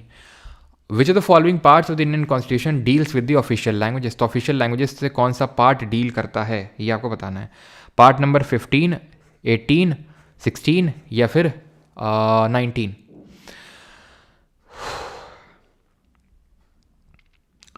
तो 19 तो यार होगा नहीं, ये तो इसमें मिसलेनियस चीज़ें दी हुई हैं, ठीक है। मतलब ऑफिशियल लैंग्वेज आराम से आप कर सकते हो, लेकिन अगर आप एलिमिनेशन से जाओगे तो मैं आपको बता रहा हूँ, इसमें दिया हुआ है 16 में रिप्रेजेंटेशन ऑफ, ठीक है, representation of supreme court, supreme court, representation of schedule caste and schedule tribe in parliament and state legislature, ठीक है। पार्ट नंबर 18 में क्या दिया हुआ है, इसमें दिया हुआ है इमरजेंसी प्रोविजंस। पार्ट नंबर 20 में अभी क्या पढ़ा था, वो पढ़ा था, उसमें दिया हुआ था अमेंडमेंट। पार्ट नंबर 17 किस आर्टिकल से किस आर्टिकल तक, आर्टिकल नंबर 343 से लेके 348 तक। 343 किसकी बात करता है, ये बात करता है official language of union. Official language of union क्या होगी, हिंदी इन देवनागरी स्क्रिप्ट, ये ऑफिशियल लैंग्वेज होगी यूनियन की। एंड ये आपको बताना है कि पार्लियामेंट की ऑफिशियल लैंग्वेज क्या होगी, ये कौन सा आर्टिकल बताता है पार्लियामेंट की ऑफिशियल लैंग्वेज, तो ये बताता है आर्टिकल नंबर 120। और यही अगर मैं स्टेट लेजिस्लेचर का घुमा के तुमसे पूछ लूँ तो कुछ नहीं करना है, क्या करना होता है, क्या करोगे इसमें, अगर मैं स्टेट लेजिस्लेचर का पूछ लूँगा तो क्या ऐड करोगे, कितना ऐड करोगे आपकी, तो यहाँ पर ध्यान रखना 90 ऐड करना है, 110 के बाद, मनी बिल के बाद हमें 90 ऐड करना होता है, यानी 210 स्टेट लेजिस्लेचर में क्या लैंग्वेज चलेगी वो। तो यहाँ पर क्या है ऑफिशियल लैंग्वेज क्या होगी पार्लियामेंट का, जो पार्लियामेंट का जो बिजनेस है इसमें क्या लिखा है, parliament business shall be conducted in Hindi और इंग्लिश, और ये और इंग्लिश वर्ड को डिलीट कर देना था 15 साल बाद, जो अभी भी चल रहा है, ठीक है। तो 210 किसकी बात करेगा, स्टेट लेजिस्लेचर में क्या लैंग्वेज यूज होगी, और कमेंट करके ये बता दो कोर्ट में कौन सी लैंग्वेज यूज होगी, ये किसमें लिखा हुआ है। Right to property is a तो राइट टू प्रॉपर्टी संपत्ति का अधिकार किस तरह का एक अधिकार है? मौलिक अधिकार है। क्योंकि मौलिक अधिकार तो उससे तो हट चुका है 44th अमेंडमेंट ऑफ 1978 से। अभी कहाँ पर? अभी part number 12 of the constitution में आर्टिकल नंबर 300A में पड़ा हुआ है एक तरह का constitution right. Option number B. The state shall take steps to separate the judiciary from the executive in the public services of the state. This is mentioned under which part of the constitution? पहली बात तो बेटा ये part नहीं, तुम ये बताओ article कौन सा है, ठीक है? आर्टिकल तुम बताओ। जुडिशरी को एग्जीक्यूटिव से सेपरेट करना है, आर्टिकल नंबर 50। क्या है 36 से 51? डीपीएसपी। डीपीएसपी मतलब पार्ट 4 ऑफ द कॉन्स्टिट्यूशन, ठीक। 50 चलो आई थिंक होगा अभी, आगे देखते हैं। Which of the following articles of the constitution mentions that the state shell maintain just and honourable relations between Nations. State को जस्ट और ऑनरेबल रिलेशंस बना के रखने हैं बिटवीन नेशंस। 47 क्या है? याद करो 45 तक पढ़ चुके थे अभी पीछे, 46 से शुरू करें। 46 में लिखा हुआ है SC ST का उत्थान करना है। 47 में क्या लिखा हुआ है? 47 में लिखा हुआ है कि जो इंटॉक्सिकेंट वगैरह हैं इनके कंजम्पशन को सप्रेस करना है और हेल्थ को प्रमोट करना है, हेल्थ और लाइवलीहुड को प्रमोट करना है, स्टैंडर्ड ऑफ लिविंग को रेज करना है। 48 में क्या लिखा हुआ है? एनिमल हस्बेंड्री प्रमोट करना है, एनिमल हस्बेंड्री। 48A में क्या लिखा हुआ है? एनवायरनमेंट को प्रोटेक्ट करना है। 49 में क्या लिखा हुआ है? मॉन्यूमेंट को प्रोटेक्ट करना है। और 51 में क्या लिखा हुआ है? 50 में तो पढ़ ही लिया पीछे अभी। 51 में लिखा हुआ है रिलेशंस बिटवीन नेशंस को मेंटेन करके चलना है। खत्म डीपीएसपी, और कुछ ना बनेगा क्वेश्चन डीपीएसपी में। डिसरिस्पेक्टिंग दी, हाँ फंडामेंटल ड्यूटी में एक और क्वेश्चन बन सकता है, और वो है जस्टिस वर्मा कमेटी के संबंध में। जस्टिस वर्मा कमेटी तो पता है ना, जस्टिस वर्मा कमेटी ने ये बोला था कि किस तरह से, क्योंकि देखो चाहे प्रियम्बल हो, चाहे डीपीएसपी हो, चाहे फंडामेंटल ड्यूटी हो, तीनों में तुम्हें एक चीज़ याद करनी है कि तीनों ही नॉन जस्टिसिएबल है, नॉन एनफोर्सिएबल हैं एसएससी के हिसाब से, ठीक है? नॉन जस्टिसिएबल और नॉन एनफोर्सिएबल। लेकिन जस्टिस वर्मा कमेटी ने ये कुछ प्रोविजंस दिए थे, कुछ एक्ट के बारे में बताया था, जैसे यूएपीए हो गया, जैसे आरपीए हो गया। यूएपीए मतलब अनलॉफुल एक्टिविटीज़ प्रिवेंशन एक्ट 1967 वाला, RPA representation of people act 1951 वाला, वाइल्ड लाइफ प्रोटेक्शन एक्ट 1972 वाला। तो ऐसे उसने कुछ एक्ट बताया कि इन एक्ट का यूज़ करके लोगों में जो है डर बैठाया जा सकता है, लोगों को फंडामेंटल ड्यूटी फॉलो करने पे मजबूर किया जा सकता है। स्कूलों में कैसे बच्चों को सिखाई जानी चाहिए फंडामेंटल ड्यूटीज़, इसके बारे में जस्टिस वर्मा कमेटी ने बताया। अगेन अ वेरी लल्लू type question. C sovereignty unity integrity. A से एंथम। 51A किसकी बात करता है? हमें नेशनल एंथम को, नेशनल एंथम जो नेशनल फ्लैग है उसकी रिस्पेक्ट करना है, ठीक है? और कॉन्स्टिट्यूशन को रिस्पेक्ट करना है, उसके आइडियल्स को रिस्पेक्ट करना है, कॉन्स्टिट्यूशन के आइडियल्स को। तो पूछा क्या है? फ्लैग वगैरह ही पूछा, तो ऑप्शन नंबर बी, ठीक है? जैसे कि प्रिवेंशन, वर्मा कमेटी ने बोला प्रिवेंशन टू, ठीक है, prevention to national honours act 1971 के 1971 का। तो इसके तहत अगर इसको कोई फॉलो नहीं करता है, नेशनल फ्लैग के डिसरिस्पेक्ट करता, तो इस एक्ट के तहत उसको पनिशमेंट दी जा सकती है। D defend the country and render the national service when called upon to do so. And B में क्या दिया हुआ है? बी में भगत सिंह के बारे में पढ़ते हैं, भगत सिंह और बापू, यानी कि to follow the noble ideals that inspire the national struggle for the freedom, यानी कि इनके आइडियल्स को फॉलो करना है। Which of the following articles of the constitution mentions about the power of the governor to grant pardons, etc., and to suspend, remit, or commute the sentence in certain cases. Pardoning power. खत्म, खत्म है कि नहीं है? ये किसकी बात करता है? अगर तुम्हें समझ नहीं आ रहा किसकी बात करता होगा तो 89 घटा दो, कितना आएगा? 73 आएगा। 73 में क्या लिखा हुआ? Extent of executive power of union. तो यहां पर क्या होगा? Extent of executive power of state. खत्म मामला, समझ आ गई बात? 162, 163 अभी देखा था, क्या है? 89 घटा दो, नहीं समझ में आ रहा है। 74, there shall be council of minister headed by the chief minister to aid and advise the governor. 164 article number जो 75 में लिखा हुआ है, क्या लिखा हुआ है? 75 में लिखा हुआ है कि जो प्राइम मिनिस्टर है उसकी अपॉइंटमेंट प्रेसिडेंट करेगा, और जो अदर मिनिस्टर है उसकी अपॉइंटमेंट भी प्रेसिडेंट करेगा on the advice of prime minister. Then जो दूसरा क्लॉज है 75 का, उसमें लिखा हुआ है इनकी इंडिविजुअल रिस्पॉन्सिबिलिटी, यानी कि they shall serve till the pleasure of president. तीसरे में लिखा हुआ इनकी collective responsibility towards the lower house, that is house of people, that is Lok Sabha. तो वही सेम यहाँ पे भी है, ठीक है। तो ये आपको आर्टिकल नंबर 75 के क्लॉजेस भी याद होने चाहिए। तो ये आर्टिकल नंबर 75 से आप रिलेट कर सकते हैं इसको। Which of the following article of the constitution related to the finance commission of India, भारतीय संविधान का निम्नलिखित में से कौन सा अनुच्छेद भारत के वित्त आयोग से संबंधित है? 260, 70, 80 या फिर 90? 200 वैसे तो सबको बड़ा आसानी से पता होगा, ठीक है, 280 में दिया हुआ है, लेकिन फिर भी 260 में क्या दिया हुआ है? इसमें दिया हुआ है कि जो यूनियन है, ठीक है, जो यूनियन गवर्नमेंट है, ये इसके पावर के बारे में दिया हुआ है कि ये अपने जो टेरिटरी आउटसाइड इंडिया है, यानी कि भारत के बाहर इसके क्या क्या पावर हैं यूनियन गवर्नमेंट के, टेरिटरी आउटसाइड इंडिया, ठीक है, तो उसके बारे में लिखा हुआ है इसमें। 270 की अगर बात करेंगे, 270, तो ये बात करता है टैक्सेस के बारे में, deals with the collection and distribution of taxes between union and states, यानी कि संघ व राज्यों के बीच में किस तरह से बंटवारा होगा टैक्सेस का। और 280 में लिखा हुआ है फाइनेंस कमीशन, यानी कि वित्त आयोग के बारे में। जब हम वित्त आयोग की बात करते हैं फाइनेंस कमीशन ऑफ इंडिया के, तो इसका कॉम्पोजिशन होता है 1+4, एक चेयरमैन होगा और 4 अदर मेंबर होंगे। जो पहला फाइनेंस कमीशन बना था, फर्स्ट फाइनेंस कमीशन, वो कब बना था? वो आपका बना था नवंबर 1951 में, नवंबर में। और इसके जो चेयरमैन थे वो कौन थे? केसी न्योगी थे। और ये अभी है 16th फाइनेंस कमीशन, जो एकदम लेटेस्ट है।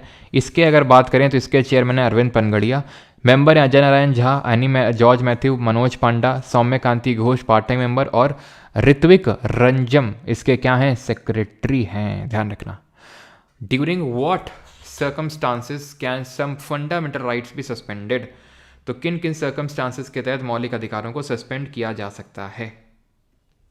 बताइए भाई, कौन कौन से, मतलब किस उसके तहत, और कमेंट करके आपको बताना है कौन से आर्टिकल हैं जो डील करते हैं आपके सस्पेंशन ऑफ फंडामेंटल राइट से, ठीक है, कौन से आर्टिकल है।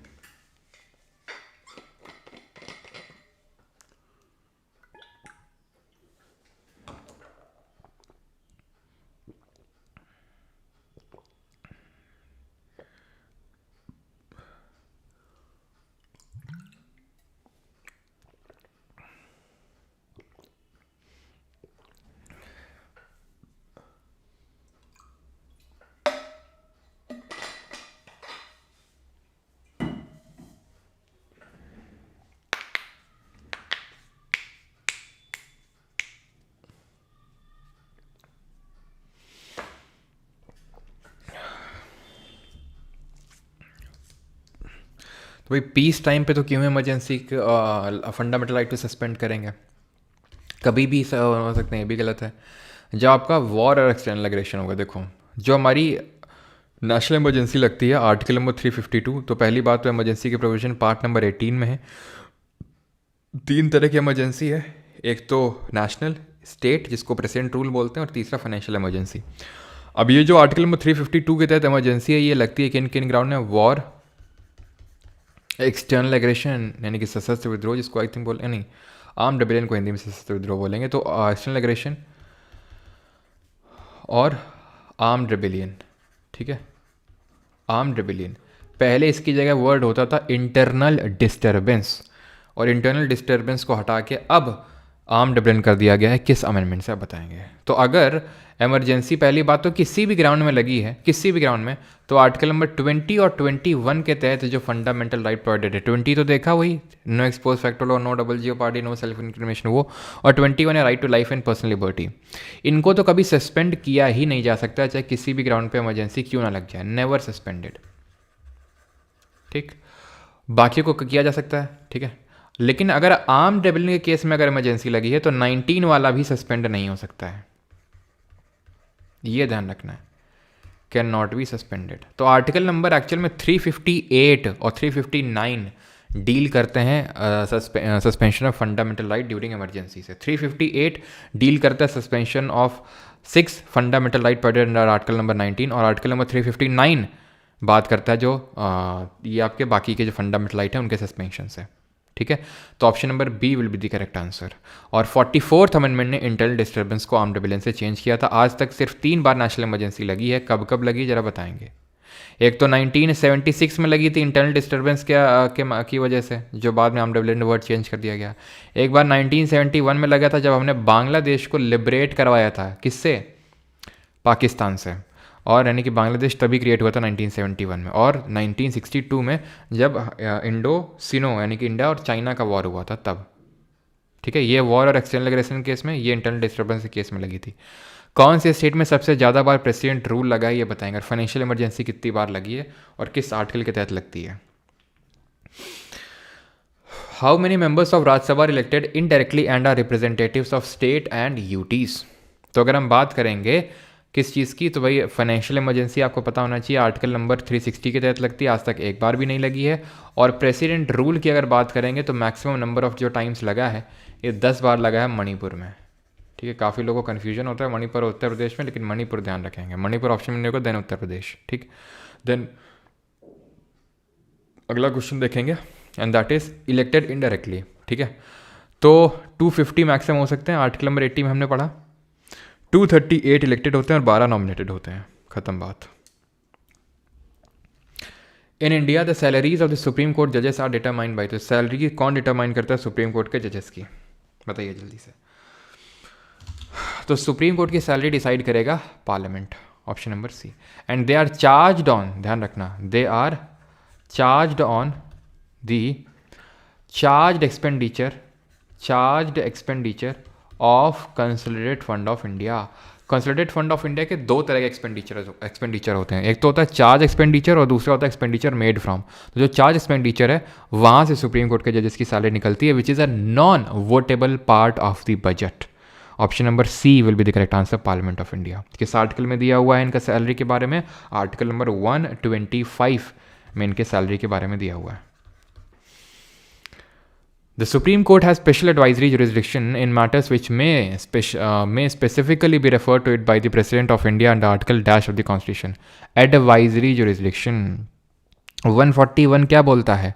1 और 1 ने 4 को बाइंड कर रखा है, यानी कि any order decree passed by the supreme court will be binding. ठीक है, any order decree of the supreme court will be binding on all the courts of India. सब पे वो बाइंडिंग होगा, on all the courts, her court को वो मानना पड़ेगा, बिकॉज हमारे इंडिया में इंटीग्रेटेड जुडिशरी चलती है। कैसी जुडिशरी है भारत में? Integrated judiciary. हमारे भारत की जो जुडिशरी है, न्यायपालिका है, वो स्वतंत्र है और उसमें न्यायिक समीक्षा का प्रावधान है, यानी हमारी Indian judiciary it is independent and उसमें जुडिशियल रिव्यू, ये दोनों जो फीचर हैं जुडिशियल रिव्यू और इंडिपेंडेंट, ये हमने किस कंट्री के कॉन्स्टिट्यूशन से लिए हैं? और कमेंट करके बताइए जुडिशियल रिव्यू किस आर्टिकल में दिया हुआ है। 144 की बात करेंगे, अनुच्छेद 144। तो ये किसकी बात करता है? 144 तो ये बात करता है कि जितनी भी अथॉरिटीज़ हैं इंडिया में, ठीक है, वो अथॉरिटीज़ आपकी सिविल हैं, जुडिशियल हैं, सारी अथॉरिटीज़ वो असिस्ट करेंगे सुप्रीम कोर्ट को। ठीक है, to assist and cooperate with the supreme court. 142 ये क्या मैंने बताया था? टू डू कंप्लीट जस्टिस, यानी कि supreme court can pass any order decree to do complete justice in any matter. पूर्ण न्याय देने के लिए, कंप्लीट जस्टिस देने के लिए वो कोई भी ऑर्डर या डिक्री पास कर सकता है। And 143 talks about the advisory jurisdiction, जहां प्रेसिडेंट एडवाइस लेने जा सकता है, किसके पास? सुप्रीम कोर्ट के पास जा सकता है 2 मैटर में। वैसे कभी ये पूछा तो नहीं, लेकिन अगर पूछ ले 2 मैटर में, एक तो matter rising out of any pre constitution treaty and matter of general importance. और जो भी एडवाइस मिलेगी सुप्रीम कोर्ट से वो बाइंडिंग नहीं होती है प्रेसिडेंट पे। इसी तरह फाइनेंस कमीशन से जो एडवाइस मिलती है प्रेसिडेंट को वो बाइंडिंग नहीं होती है प्रेसिडेंट पे। ठीक है, 137 बात करता है किसकी? ये बात करता है जुडिशियल रिव्यू की। और जुडिशियल रिव्यू और जुडिशियल इंडिपेंडेंस ये हमने लिया है यूएसए के कॉन्स्टिट्यूशन से, लेकिन जो इंटीग्रेटेड जुडिशरी है वो हमने यूएसए से नहीं लिया, क्योंकि यूएसए में इंटीग्रेटेड नहीं है judiciary. 38 article dash of the constitution gives an extensive original jurisdiction to supreme court in regard to the enforcement of fundamental right. तो कौन सा है जिसमें एक्सटेंसिव ओरिजिनल जुरिसडिक्शन की बात करता है फंडामेंटल राइट के रेस्पेक्ट में? बताओ जल्दी से। अब इसमें कुछ लोगों को हो सकता है ये लगे कि सर ऑप्शन गलत है, 131 तो है ही नहीं, गलती से उसमें 31 लिखा हुआ है ना। कुछ लोगों को हो सकता है लगे ओरिजिनल जुरिसडिक्शन देख के, लेकिन ध्यान रखिएगा ये फंडामेंटल राइट के रेस्पेक्ट में बात हो रही है। बिल्कुल नो डाउट सुप्रीम कोर्ट का ओरिजिनल जुरिसडिक्शन 131 में दिया हुआ है, लेकिन मतलब तो समझो ओरिजिनल जुरिसडिक्शन का मतलब क्या होता है। इसका मतलब होता है ये है कि आप डायरेक्टली सुप्रीम कोर्ट जा सकते हैं एट फर्स्ट इंस्टेंस, आपको ऐसा हायरार्की फॉलो करने की ज़रूरत नहीं है। तो ये 131 में जो ओरिजिनल जुरिसडिक्शन दिया हुआ है, मूल क्षेत्राधिकार, ये दिया हुआ है जो सेंटर और स्टेट के बीच में जो डिस्प्यूट होते हैं या फिर स्टेट्स के बीच में। जैसे अभी आप देख रहे हैं यमुना नदी को लेके दिल्ली और हरियाणा में जंग छिड़ी हुई है ना। तो अगर इस लड़ाई को जो सुलझाना है तो वो सुप्रीम कोर्ट डायरेक्टली जा सकते हैं, ऐसा नहीं कि पहले हाई कोर्ट में, और सिर्फ सुप्रीम कोर्ट ही जा सकते हैं और कहीं नहीं जा सकते, क्योंकि ये जो ओरिजिनल जुरिसडिक्शन है ये एक्सक्लूसिव नेचर का है, यानी कि सिर्फ सुप्रीम कोर्ट ही इन मैटर से डील करेगा और कोई कोर्ट नहीं। लेकिन ये फंडामेंटल राइट की बात हो रही है, नहीं कि फंडामेंटल राइट का भी अगर आपका हनन होता है तो आप डायरेक्टली ओरिजिनल जुरिसडिक्शन यानी कि आप डायरेक्टली सुप्रीम कोर्ट जा सकते हैं। आर्टिकल नंबर 32 जिसके तहत सुप्रीम कोर्ट 5 तरह की रिट इशू कर सकता है। कौन कौन सी? एक तो हेबियस कॉर्पस, और कल हमने पढ़ा था एक एक्ट हिस्ट्री में which seek to abolish the habeas corpus का जो रिट था उसको एबॉलिश करने का काम किया था। तो हेबियस कॉर्पस पहला हो गया। दूसरा रिट है मैंडमस, तीसरा रिट है प्रोहिबिशन, चौथा रिट है सर्शियोररी, एंड पांचवा रिट है क्यो वारंटो। ठीक, तो यहां पर अगर हम देखें ध्यान से तो हेबियस कॉर्पस का मतलब होता है to have the body of, to have the body of. Mandamus का मतलब होता है वी कमांड,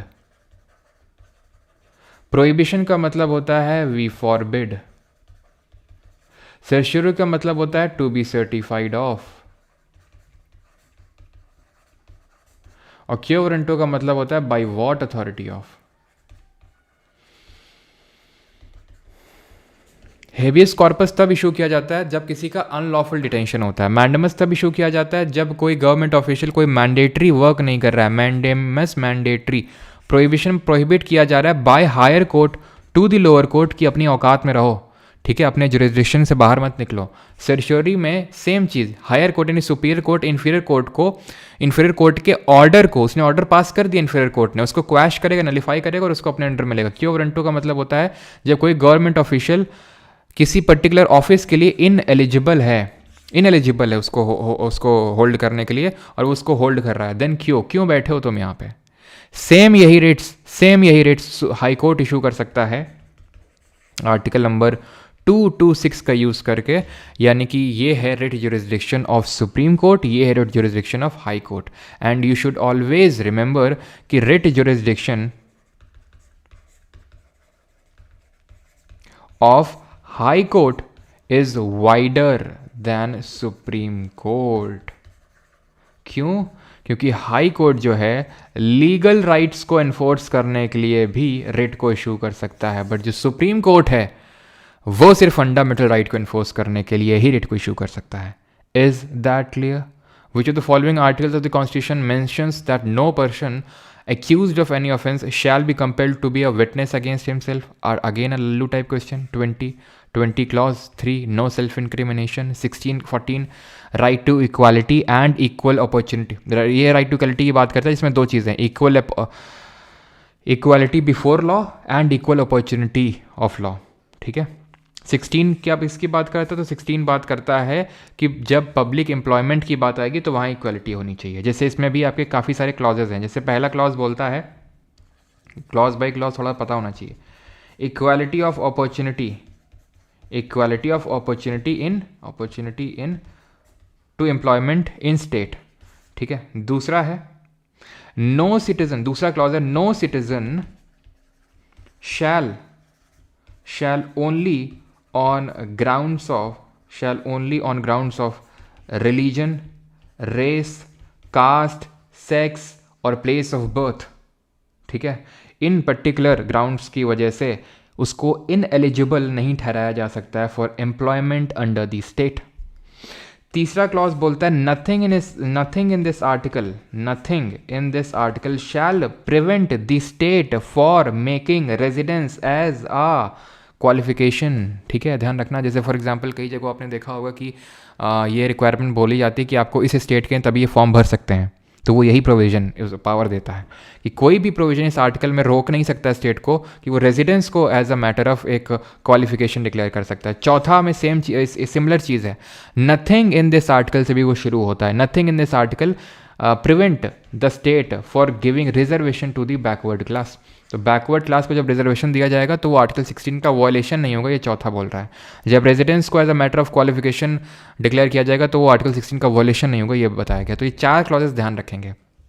18 में क्या है कि कोई जो स्टेट है वो टाइटल नहीं दे सकता है किसी को, ठीक है, abolition of title. Which of the following statements is not correct regarding the fundamental duties mentioned in the Indian Constitution? पढ़िए और आंसर दीजिए, कौन सा यहाँ पर स्टेटमेंट सही नहीं है। जब भी पेपर देने बैठें तो आंखें खोल के कि नॉट पूछा है या करेक्ट पूछा है, बड़ा इंपॉर्टेंट होता है।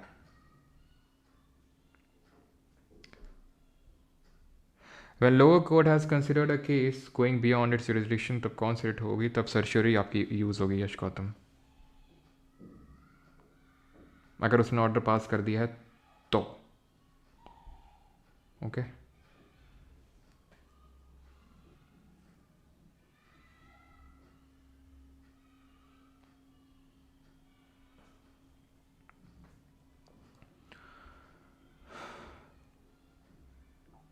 ठीक है, चलिए, तो fundamental duties are mentioned in part 5A, गलत,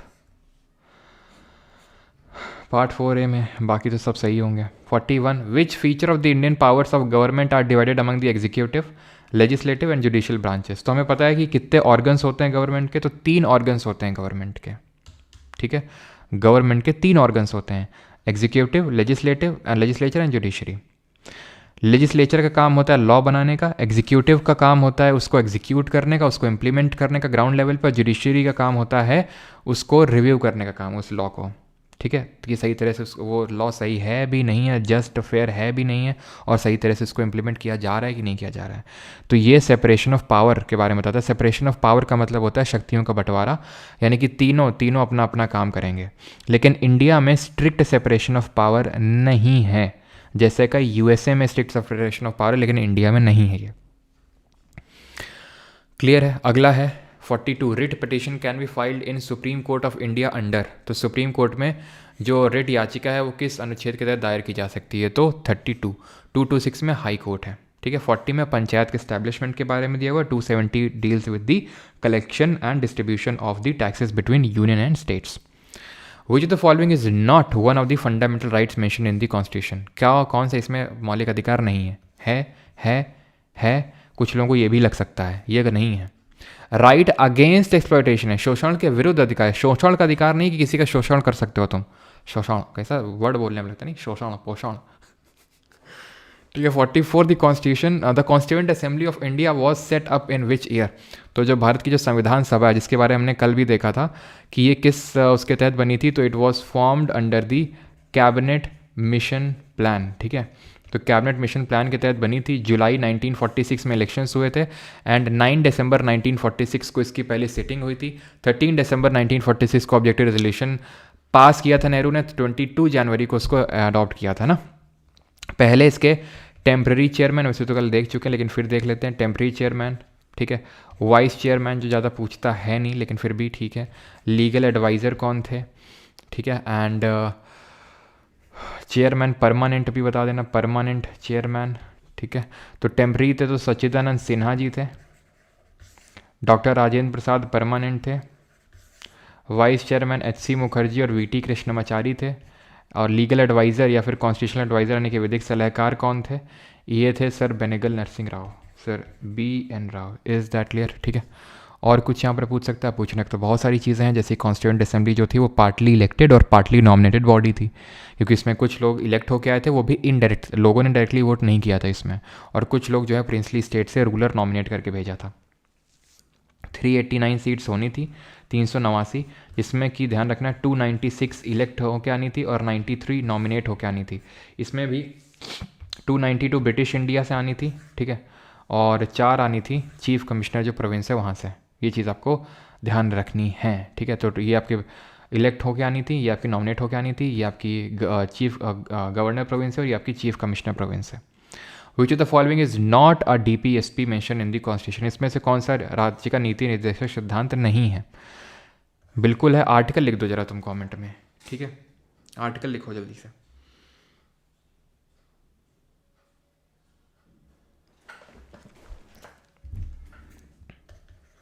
$50, $48, $44,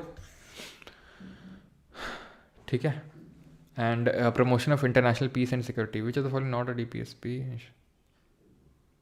ओके, देखा धर लिए गए हम लोग, कहीं धर लिए गए बेटा। लेजिस्लेचर और एग्जीक्यूटिव का सेपरेशन नहीं है, लेजिस्लेचर यहाँ पे नहीं होगा।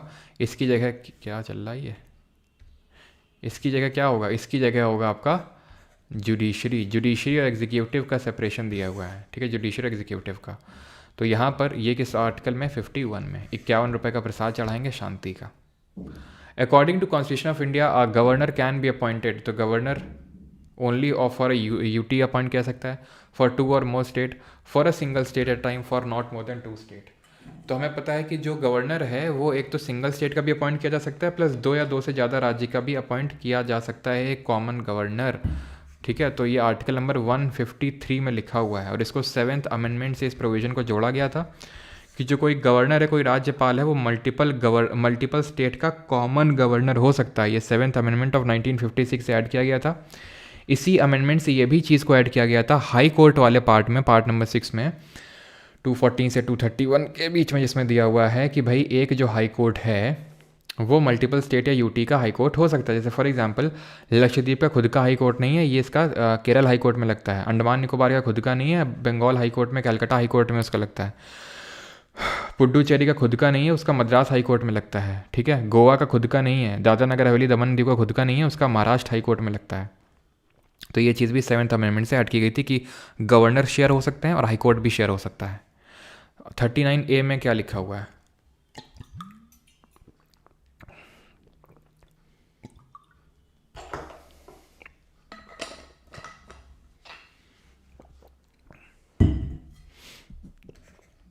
चालीस 19 से 19 से देखा जाए तो ये आपका 22, 21 फ्री लीगल एड, ये है 39A। 38 minimize inequality in income status facility and opportunity.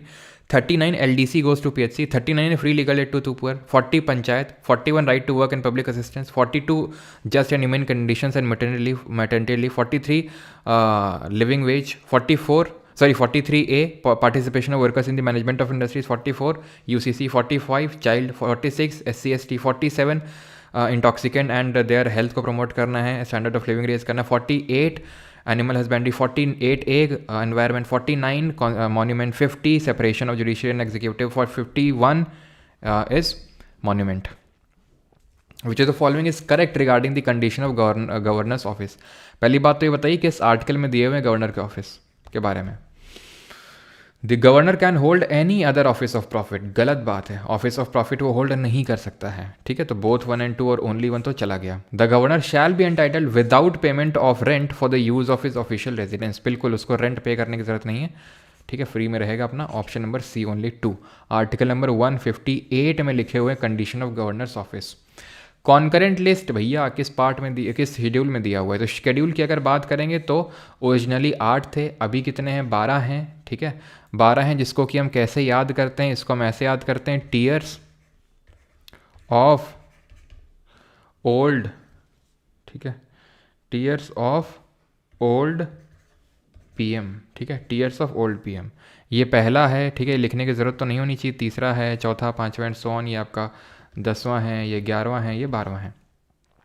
T बात करता है टेरिटरी। टेरिटरी का मतलब है यूनियन एंड इट्स टेरिटरी, ठीक है, एक तरह से मतलब जो पहला वाला पार्ट है कॉन्स्टिट्यूशन का, तो वो हमें इसके बाद T में लिखा हुआ है names and their territorial extent of, ठीक है, नेम और टेरिटोरियल एक्सटेंट किसका, टेरिटोरियल एक्सटेंट, तो टी से याद करना है टेरिटोरियल एक्सटेंट, टेरिटोरियल एक्सटेंट किसका, स्टेट और यूटीज़ का। ई से है एमोल्यूमेंट, यानी कि भत्ता वगैरह कितना मिलेगा, एमोल्यूमेंट दिया हुआ है।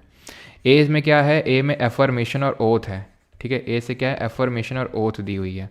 आर से राज्यसभा में सीटों का आवंटन, allocation of seats in Rajya Sabha. S में क्या दिया हुआ है, शेड्यूल्ड एरियाज़ का एडमिनिस्ट्रेशन, ठीक है, administration of scheduled areas, administration of other scheduled areas, या फिर जो हमारे ट्राइबल एरियाज़ हैं उसके एडमिनिस्ट्रेशन के बारे में बात करते हैं। और इसमें हमारे 4 राज्य मेंशन हैं, ठीक है, वो 4 राज्य कौन से तुम बताओ जल्दी से। एफ में ये 7th शेड्यूल हमारा फेडरल प्रोविजन दिए हुए हैं। फेडरल प्रोविजन में 3 लिस्ट दी हुई है, यूनियन, स्टेट और कॉन्करेंट। संघ सूची, राज्य सूची और संवर्ती सूची। सबसे ज़्यादा आपके जो सब्जेक्ट्स हैं वो किस पर्टिकुलर आपके लिस्ट में मेंशन है आपको बताना है, ठीक है।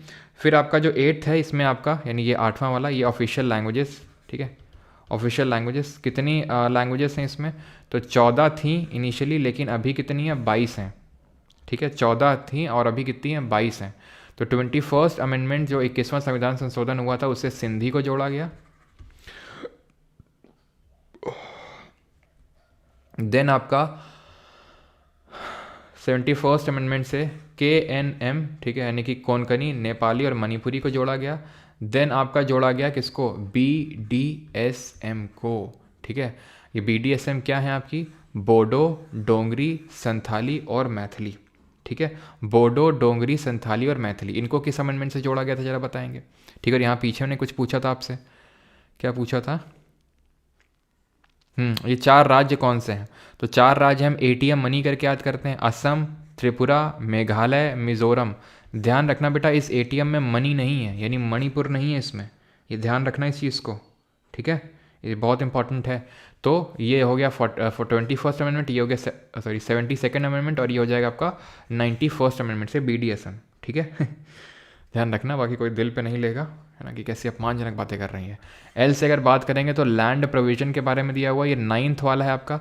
इन चारों को कॉन्स्टिट्यूशनल अमेंडमेंट से जोड़ा गया है, ठीक है, इसको जोड़ा गया है आपका 1st कॉन्स्टिट्यूशनल अमेंडमेंट से। 10th वाले को जोड़ा गया 52nd अमेंडमेंट ऑफ 1985, ये पहला वाला 1951 में हुआ था, 1985 में हुआ। 11th शेड्यूल को जोड़ा गया 73rd अमेंडमेंट से, और 12th शेड्यूल को जोड़ा गया 74th अमेंडमेंट से। डी से है आपका यहाँ पर डिफेक्शन के प्रोविजन दिए हुए हैं, डिफेक्शन का मतलब है एंटी डिफेक्शन लॉ के बारे में दिया हुआ है, दल बदल विरोधी कानून। पी से है पंचायत, जिसमें कि 29 फंक्शनल मैटर्स हैं, और एम से है म्यूनिसिपैलिटी, यानी कि नगर पालिका। अगर नगर पालिका को बुलाओ यार, गड्ढा भरवाओ जल्दी से। इसमें कितने फंक्शनल मैटर्स हैं, 18 फंक्शनल मैटर्स, ठीक है। तो आंसर क्या होगा, 7th। कॉन्करेंट लिस्ट कहाँ से लिया है, ऑस्ट्रेलिया से लिया है इसको, ठीक है। कॉन्करेंट लिस्ट क्या होती है, तो कॉन्करेंट लिस्ट वो होती है जिसमें कि यूनियन और स्टेट दोनों बना सकते हैं, ठीक है, लॉ। लेकिन अगर यूनियन ने बना दिया, पार्लियामेंट ने बना दिया, तो उसका प्रिवेल करेगा, ठीक, क्लियर है यहाँ तक। और पूछा था मैंने सब्जेक्ट कितने हैं यूनियन लिस्ट में, तो सब्जेक्ट हैं इसमें 100। ओरिजिनली तो 97 थे, लेकिन अभी कितने हैं, 100 है, ठीक है। कॉन्करेंट लिस्ट में बढ़ चुके हैं, इसमें पहले 47 थे, 61, दोनों में बढ़े हैं। घटे कितने हैं, घटे किस में है, स्टेट लिस्ट में, पहले 66 थे, अभी 61 हैं, ठीक है, तो 61 है, ठीक है। क्लियर है इतनी चीज़ कि नंबर ऑफ सब्जेक्ट किस में कितने हैं वो पता होना चाहिए, 100, 61 और 66। यूनियन में आते हैं इंपॉर्टेंट चीज़ें आपके, जैसे कि डिफेंस, बैंकिंग, ठीक है, डिफेंस, बैंकिंग, ये सब आते हैं इसमें आपके। स्टेट लिस्ट में क्या आते हैं, स्टेट में police and order, health, local government, agriculture, ये आते हैं। कॉन्करेंट लिस्ट में क्या आते हैं, कॉन्करेंट लिस्ट में आते हैं आपके जैसे कि डिस्प्यूट हो गए, ठीक है, लेबर डिस्प्यूट हो गए, ठीक है, लेबर डिस्प्यूट हो गया आपके, मैरिज एंड डाइवोर्स हो गया, एजुकेशन हो गया, कॉन्करेंट में आता है, फॉरेस्ट आता है इसमें, ट्रेड यूनियन आता है कॉन्करेंट में, ध्यान रखना इसको। 50th क्वेश्चन पे आते हैं, which of the following is an example of constitutional bodies in India. तो कॉन्स्टिट्यूशनल बॉडी का एग्जाम्पल कौन सा है, फूड कॉर्पोरेशन ऑफ इंडिया, तो FCI की बात करेंगे तो बिल्कुल नहीं है। कोई कॉन्स्टिट्यूशनल बॉडी वो होती है जो कॉन्स्टिट्यूशन में कुछ आर्टिकल उसका हो, ये आपका 1965 में बना था, 3rd 5-year प्लान के टाइम पे, तो कॉन्स्टिट्यूशनल तो नहीं है, ठीक है। ऐसा नहीं कि भाई 1965 में बना था इसलिए कॉन्स्टिट्यूशनल नहीं है, लेकिन क्योंकि आर्टिकल नहीं है ना।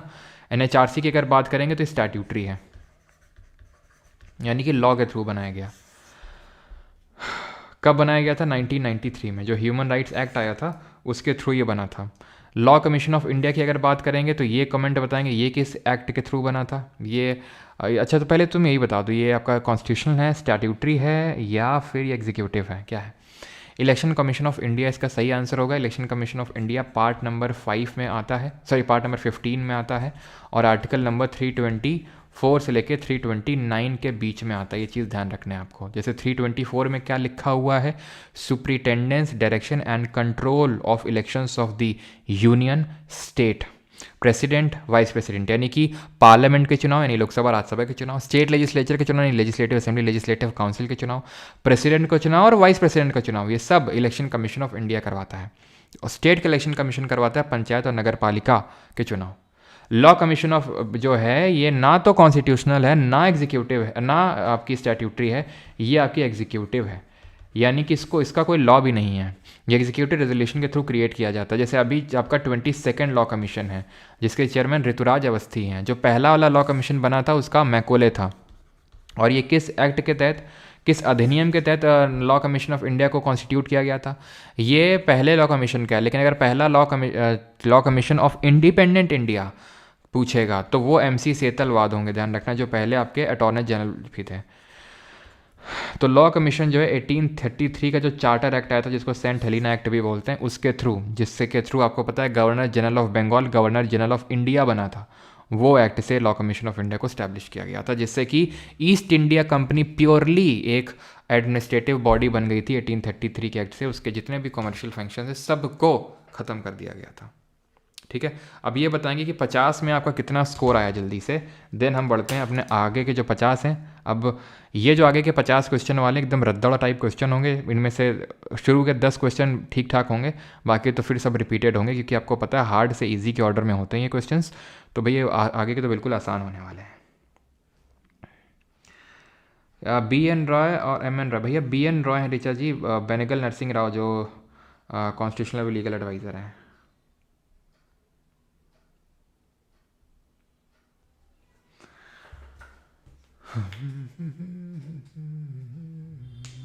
$45, okay. Gaurav Shakya 38, Karan Chaudhary 35, Yash Gautam 47, CJL with Shivansh 43, SP Singh 0, Yash, okay. Hema महा अवली त्रिवेदी 47। चलो भाई 39, खुशी 43, ओके। चलो भाई, तो अभी आते हैं इस पे 51 पे। In India the total number of members in the legislative council of a state having such a council shall not exceed। तो देख चुके हैं 1/3 से ज़्यादा मेंबर नहीं हो सकते लेजिस्लेटिव काउंसिल में, और मिनिमम 40 तो होने ही पड़ेंगे। Executive power of Indian state is vested in, तो एग्जीक्यूटिव पावर जैसे कि हम पढ़ते हैं एग्जीक्यूटिव पावर यूनियन की किस में होती है? प्रेसिडेंट पे, उसी तरह स्टेट की होती है गवर्नर पे। और एक चीज़ हमें ध्यान रखनी है, क्या कि जो प्रेसिडेंट होता है जब हम यूनियन की बात करते हैं तो ये एक नॉमिनल हेड होता है, नाम का हेड होता है। ये नॉमिनल बोलते हैं या टाइटुलर बोलते हैं या फिर डी ज्यूरे हेड बोलते हैं इसको हम, ठीक है। और जो वहीं प्राइम मिनिस्टर होता है PM, वो होता है आपका रियल या फिर रियल हेड बोल सकते हैं, या फिर डी फैक्टो हेड होता है ये, ठीक है। रियल पावर इसी के हाथ में होती है, बिकॉज काउंसिल ऑफ मिनिस्टर का जो हेड है वो ये है, ये कंट्री का हेड है, ये काउंसिल ऑफ मिनिस्टर का हेड है। तो रियल पावर प्राइम मिनिस्टर के हाथ में होती है। और प्राइम मिनिस्टर को ध्यान रखना, लिंच पिन ऑफ गवर्नमेंट किसने बोला था? बताओ जल्दी से। लिंच पिन ऑफ गवर्नमेंट, तो ये बोलने का काम किया था नेहरू ने, ठीक। विच of the following is the tenure of the CAG? CAG का टेन्योर क्या होता है? कैग कौन से पार्ट में, कौन से चैप्टर में, कौन से आर्टिकल में मेंशन्ड हैं, ये आपको बताना है जल्दी से, ठीक। चलो भाई, तो कैग की अगर बात करें तो 6 साल या 65 साल, ये इनका जो होता है टेन्योर होता है, ठीक है। 6 साल या 65 साल। इसी तरह जो UPSC का जो चेयरमैन होता है उसका भी 6 साल या 65 साल होता है, ठीक। 6 साल या 65 साल होता है। अब पार्ट नंबर 5 है, चैप्टर नंबर भी 5 है, आर्टिकल नंबर 148 से 151 है। आर्टिकल नंबर 148 कैग के ऑफिस के बारे में बात करता है, ठीक है। बतकाहो, हमारे गांव में बात को बतकाहो बोलते हैं, बतकाहो ना करो ज़्यादा, ठीक है। तो ये 48 बतकाहो करता है किसके बारे में, ऑफिस के बारे में। 149 की अगर बात करेंगे तो ये बोलता है कि फॉर्म्स ऑफ अकाउंट, ठीक है, किस तरह मेंटेन करने हैं यूनियन के और स्टेट के, ये प्रेसिडेंट बताएगा कैग को, ठीक है। फॉर्म ऑफ अकाउंट बस तुम ध्यान रख लेना, काम हो जाएगा, ठीक है। और क्या ध्यान रखना है, सॉरी, ये तो फॉर्म ऑफ अकाउंट आपका 150 में होगा ना, एक सेकेंड, ठीक है, गलत बतका हो गई यहाँ पे, तो 150 में होगा फॉर्म ऑफ अकाउंट। 149 में तो ड्यूटीज़ दी होंगी ना इसकी, ठीक है, ड्यूटीज़ एंड पावर्स दी होंगी किसकी, कैग की। और एक चीज़ ध्यान रखना हमेशा, जो कैग होता है ना वो एक सिंगल मेंबर्ड बॉडी होता है। और अभी करंट में कैग कौन है, करंट में कैग कौन है और पहले कैग कौन था। और 151 में क्या दिया हुआ है, रिपोर्ट जो है, रिपोर्ट किसको देगा कैग, ये आपको देगा प्रेसिडेंट को और गवर्नर को। अगर यूनियन से संबंधित तो प्रेसिडेंट और स्टेट से तो गवर्नर को, ठीक है। सिंगल मेंबर्ड होता है, पहले थे, ठीक है, सिंगल मेंबर्ड होता है, पहले थे वी नरहरि राव, ठीक है।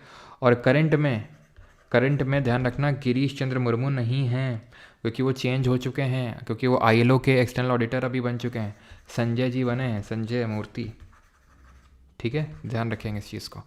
आगे बढ़ें, अभी 6 साल या 65 साल होता है जैसे सुप्रीम कोर्ट के जज का होता है। The Indian political system is often described as a federal system with a strong unitary bias. Which feature gives it the unitary bias? अच्छा क्वेश्चन है। तो जो हमारा इंडिया का फेडरेशन है, पहली बात तो ये बताओ इंडिया का जो फेडरेशन है इस पर किसने ये कोट किया था, मतलब कमेंट्री करी थी कि ये क्वाज़ाई फेडरल है, और किसने बोला था कि इंडिया का फेडरेशन कोऑपरेटिव फेडरलिज्म है, और किसने बार्गेनिंग फेडरलिज्म बोला था। तो क्वाज़ाई फेडरल किसने बोला था, KC वियरे ने। और KC वियरे ने अमेंडमेंट जो है हमारा अमेंडमेंट प्रोसीजर, उसके बारे में क्या अमेंडमेंट किया था, कोऑपरेटिव, ग्रैनविल ऑस्टिन और बार्गेनिंग। तुम बता दो एक, ग्रैनविल ऑस्टिन। KC वियरे ने, ध्यान रखना, अमेंडमेंट के रिगार्डिंग ये कमेंट किया था कि जो इंडिया का अमेंडमेंट प्रोसीजर है ये जो है ये काफ़ी वाइज है and but very rarely found. नहीं, बहुत अच्छा है, बहुत ही रेयर देखने को मिलता है इस तरह का जो अमेंडमेंट प्रोसीजर है जो इंडिया का है, ठीक है। अब जो फेडरेशन होता है इसका मतलब होता है, देखो 2 तरह के फीचर होते हैं, एक तो फेडरल फीचर और एक यूनिटरी फीचर। फेडरल का मतलब होता है कि पावर का बंटवारा, ठीक है, पावर का बंटवारा। और इसका हाँ सही आंसर दिया सबने, हर्षिता, विक्की, सबने दिया है इसका सही आंसर, मॉरिस जॉन्स, ठीक है, मॉरिस जॉन्स। तो फेडरेशन का मतलब ये होता है कि भाई पावर का डिवीजन है यूनियन और स्टेट के बीच में, इक्वल डिवीजन है। तो जो चीज़ भी पावर दे रही है स्टेट को, बिकॉज यूनियन के पास ऐसे समझ लो ऑटोमेटिकली बाय डिफ़ॉल्ट यूनियन के पास तो पहले से ही पावर होती है। अगर कोई प्रोविजन स्टेट को पावर दे रहा है तो वो एक फेडरल प्रोविजन होगा, और अगर स्टेट से पावर खींच रहा है तो वो आपका यूनिटरी फीचर होगा। अब अगर हम यहाँ पर बात करें which feature gives it unitary बाइस, तो सिंगल सिटीजनशिप है, एकल नागरिकता।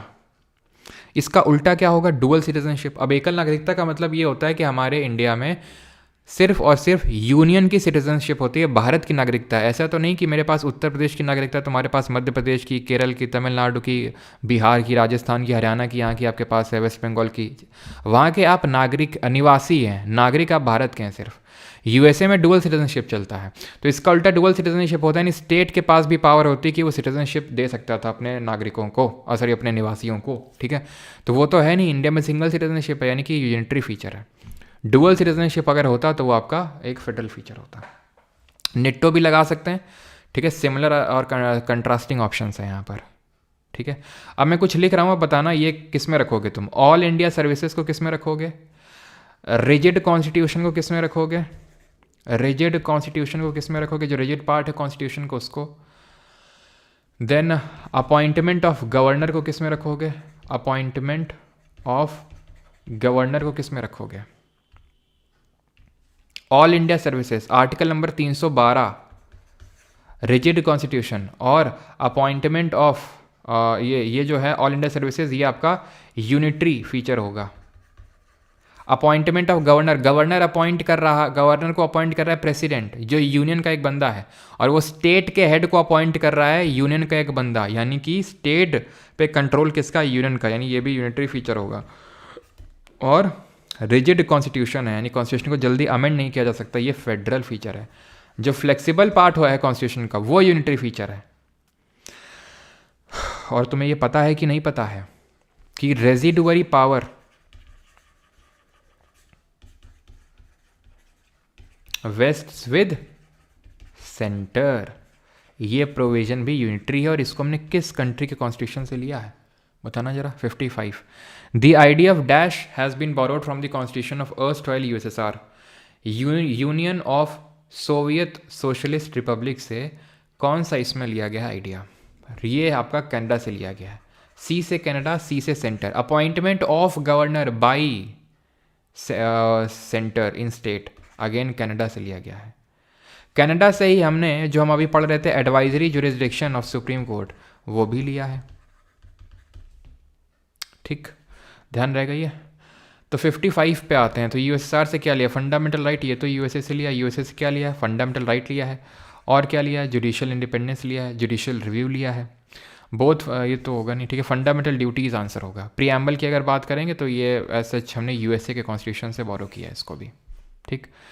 What is the minimum age to become a member of Rajya Sabha, Rajya Sabha के सदस्य बनने के लिए। आप देख रहे हो कितने हलवा हलवा टाइप क्वेश्चन है। 30 साल, 25 साल लोकसभा का मेंबर बनने के लिए, 25 साल लेजिस्लेटिव असेंबली का मेंबर बनने के लिए, 30 साल लेजिस्लेटिव काउंसिल का मेंबर, राज्यसभा का मेंबर बनने के लिए, 21 साल पंचायत का चुनाव लड़ने के लिए, 35 साल राष्ट्रपति का चुनाव लड़ने के लिए, उपराष्ट्रपति का चुनाव लड़ने के लिए, राज्यपाल का चुनाव लड़ने के लिए। Which among the following articles of the Constitution deal with the right to freedom of religion? भारतीय संविधान के निम्नलिखित अनुच्छेदों में से कौन सा धार्मिक स्वतंत्रता के अधिकार से संबंधित है, बताइए जल्दी से। फ्रीडम ऑफ रिलीजन 21 से 24, भैया ये तो एक राइट तो है नहीं। 23, 24 होता तो हम बोल भी सकते थे राइट अगेंस्ट एक्सपेक्टेशन, ठीक है। हाँ,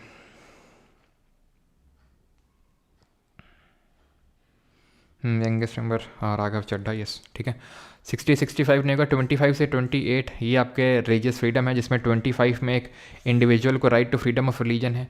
26 में रिलीजियस डिनोमिनेशन को, वो 26 तो हम डिटेल में डिस्कस कर चुके हैं। 27 में है कि धर्म के नाम पे टैक्स नहीं लगाया जा सकता है।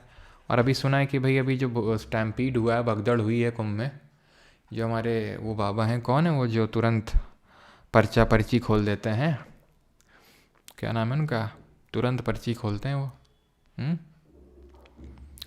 क्या नाम है उनका। तो बोल रहे हैं कि जो लोग भगदड़ में मरे हैं वो मरे नहीं है, वो मोक्ष को प्राप्त हुए हैं। हमने कहा वाह, बहुत सही। ठीक है, अब क्या ही बोला जाए। और बता रहे हैं कि एक जगह भगदड़ नहीं हुई है, झुंसी जो जगह पड़ती है हाला वहीं पे कुंभ के पास में ही, तो वहाँ पे भी खूब भगदड़ हुई है, कायदे के लोग वहाँ पे डेथ हुई है वहाँ पे भी। खैर, मतलब पता है, मैं अगर देखूं, मैं ये नहीं बोल रहा हूँ मैं सरकार का पक्ष ले रहा हूँ, लेकिन लोग भी फिर अंध हो जाते हैं, एकदम अंध भक्त हो जाते हैं, ठीक है।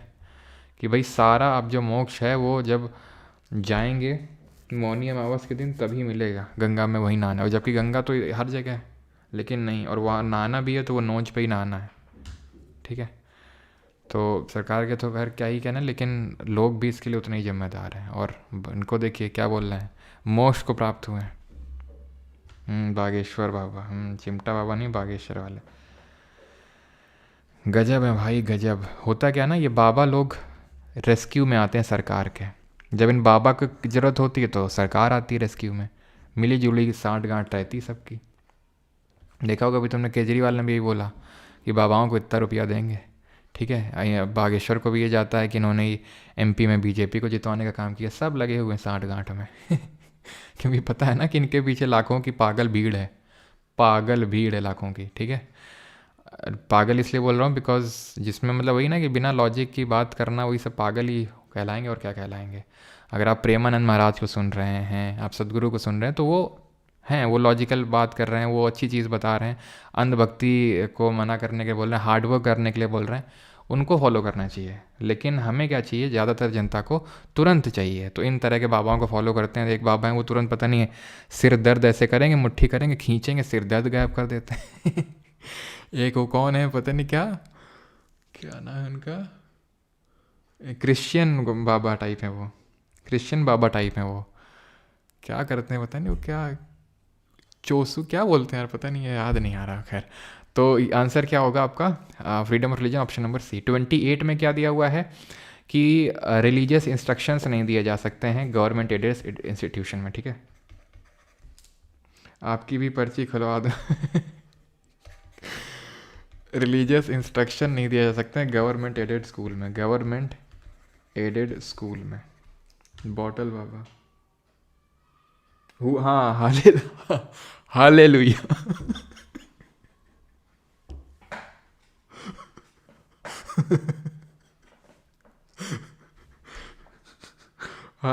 हालेलुया, हाँ, देवकी नंदन, ये सब देवकी नंदन और ये सब चंदन लगाते हैं कायदे का। और तुम ज़्यादातर विमेन से बात कर लो, विमेन से मतलब जो औरतें होती हैं, ठीक है, जैसे अपनी मम्मी वगैरह से बोलोगे तुरंत बेटा चिमटा लेके तुम्हें दौड़ा लेंगी मम्मी लोग। एक वो कौन, एक मिश्रा करके हैं, वो बताते रहते हैं कि पीपल का पत्ता लो, इसमें चंदन घिसो, वहाँ रखाओ, ये हो जाएगा, वो हो जाएगा। गजब लेवल का चल रहा है scam. Right to freedom includes the right to practice any profession, occupation, trade और business under which article of the constitution. पूकी बाबा भी है का।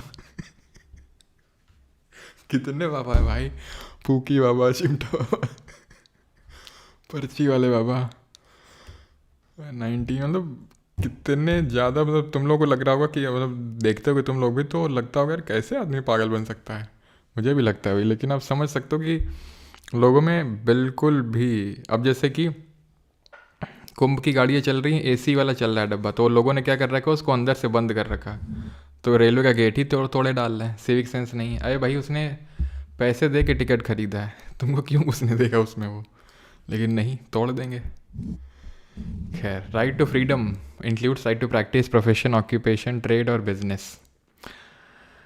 मतलब ये बात तो माननी पड़ेगी, खैर चलो पॉलिटिकल हो जाएगा, लेकिन छोड़ो चलो, ठीक है। तो ये राइट टू इक्वालिटी, ये राइट टू फ्रीडम है ना। तो ऑप्शन नंबर ए में आएगा आपका, right to profession, occupation, trade और बिजनेस। ये किसमें, आर्टिकल नंबर 19 क्लॉज 1 और आपका क्लॉज जी के तहत आता है ना। एफ तो रिपील हो चुका है, राइट टू कोई भी ऑक्यूपेशन, प्रोफेशन, ट्रेड, बिजनेस करना। 59, a dash tank called the NITI Aayog was establish to advise the government. तो क्या है हमारा नीति आयोग, तो ये एक थिंक टैंक है, ठीक है, पॉलिसी थिंक टैंक है। नीति की अगर बात करेंगे तो नेशनल इंस्टीट्यूट फॉर, अच्छा पंखे वाले बाबा भी हैं क्या, बोलो सर आप।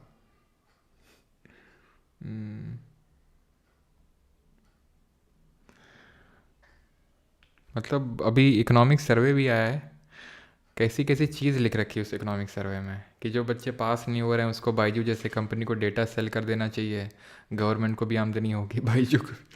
क्या चल रहा है भाई ये सब।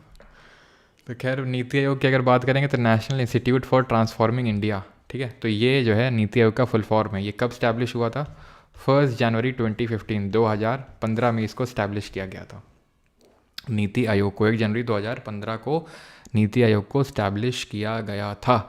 और इसके चेयरमैन कौन होते हैं, इसके चेयरमैन होते हैं प्रधानमंत्री, ठीक है। डिप्टी चेयरमैन कौन है, डिप्टी चेयरमैन आपको बताना है कौन है, और वाइस चेयरमैन कौन है,